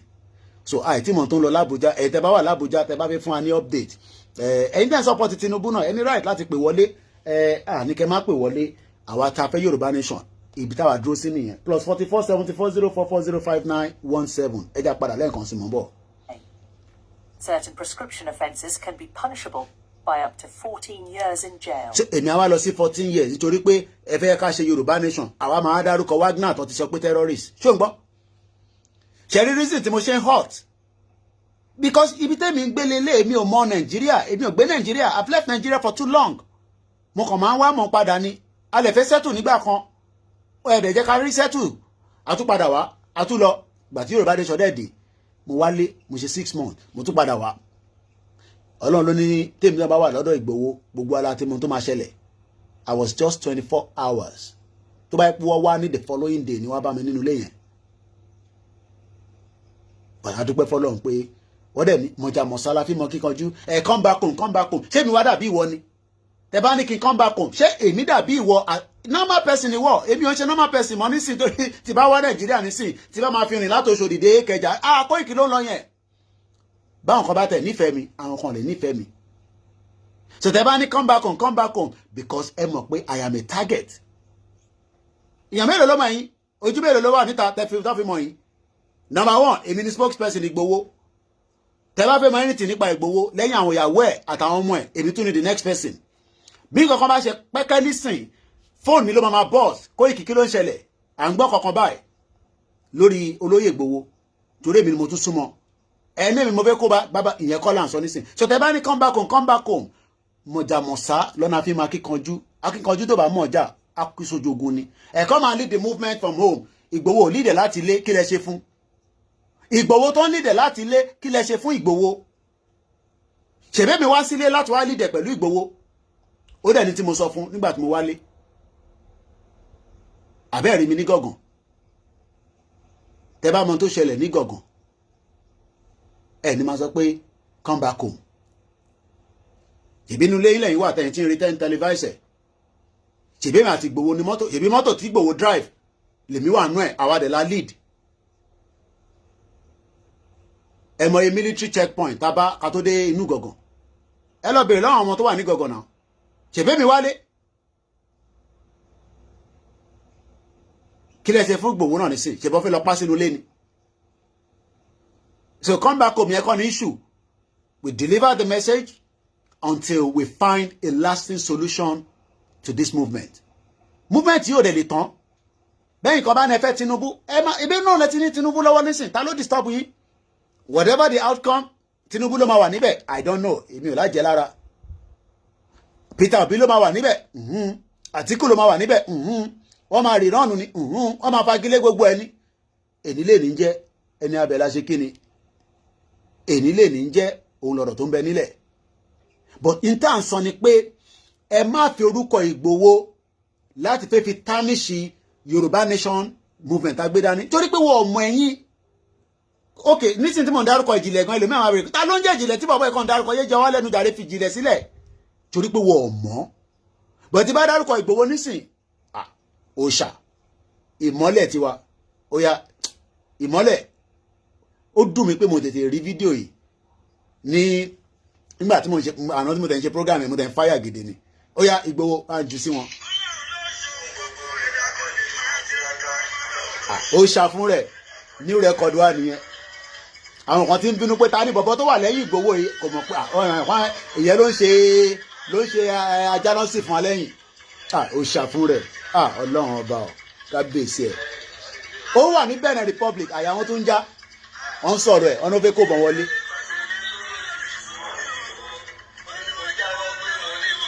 mo gbé spíkà mi wálé ni kò bá máa dún bámbámbám ni Ìgbòho ṣá mo kẹ́yìn tẹ́wà lórí mixella mo kí n látẹ̀ nǹkan máa ka kọ́mẹ̀ntì nísìn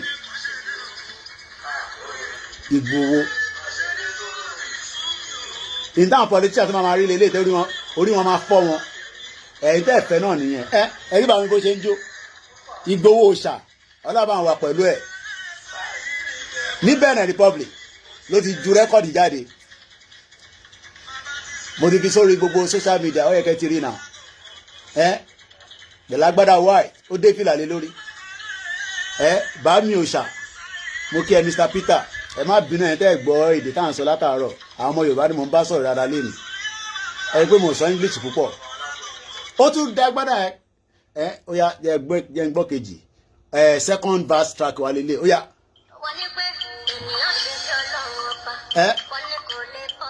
wọ́n ní kò lè possible wẹ́rẹ́wẹ́rẹ́ a máa nífẹ̀ẹ́ kú ni wọ́n ní kò lè possible wẹ́rẹ́ mo sọ fún yín pé short ni kàṣà ni bàbá mi máa ń wọ̀ a máa nífẹ̀ẹ́ kú ni bẹ́ẹ̀ bá ṣe ń gbé wá àmàdá padà fún yín ó sì yà mí lẹ́nu fún wọn Ìjìnlẹ̀ unbelievable ìwọ ló máa jáde pé gbogbo owó tí Ìgbòho gbà lọ́wọ́ gbogbo ọmọ Yorùbá kó wá dá padà lẹ́nu ẹ̀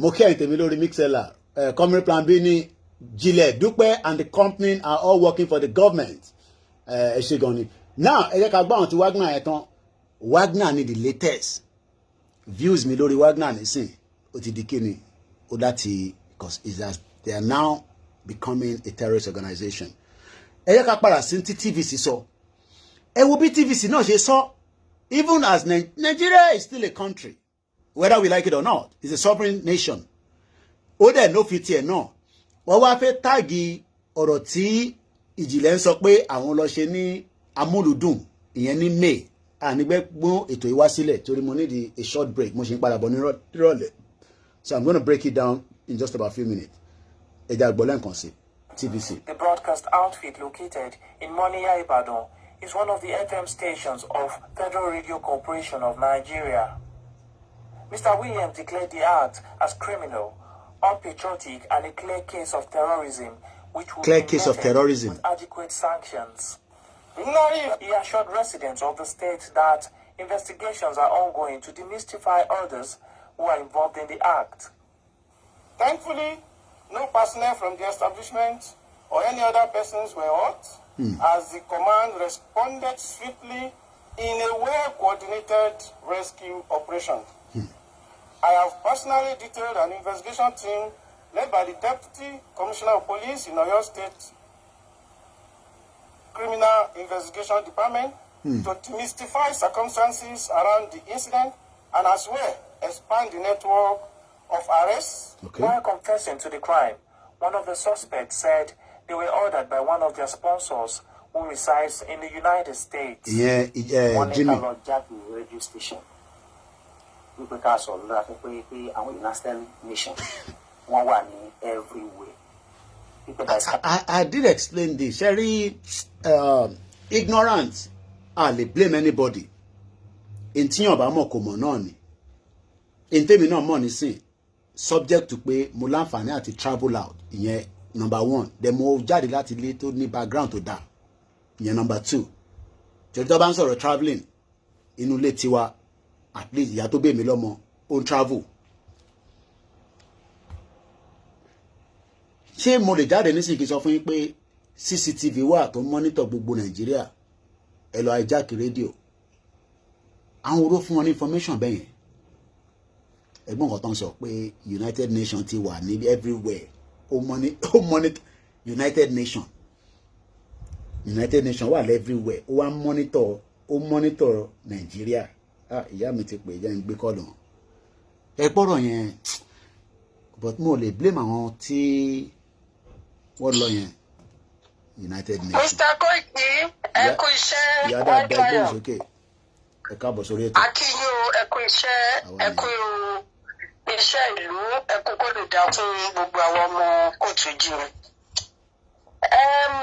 Ohun tí èmi fẹ́ sọ sí ọ̀rọ̀ títí Ìjìnlẹ̀, òun ni pé a ti mọ̀ wípé wọ́n gbé wọn sílẹ̀, wọ́n gbé àwọn onítìrọ sílẹ̀ láti máa sabotage airport àwa Yorùbá nation tá à ń fẹ́ láti ṣe self determination yẹn.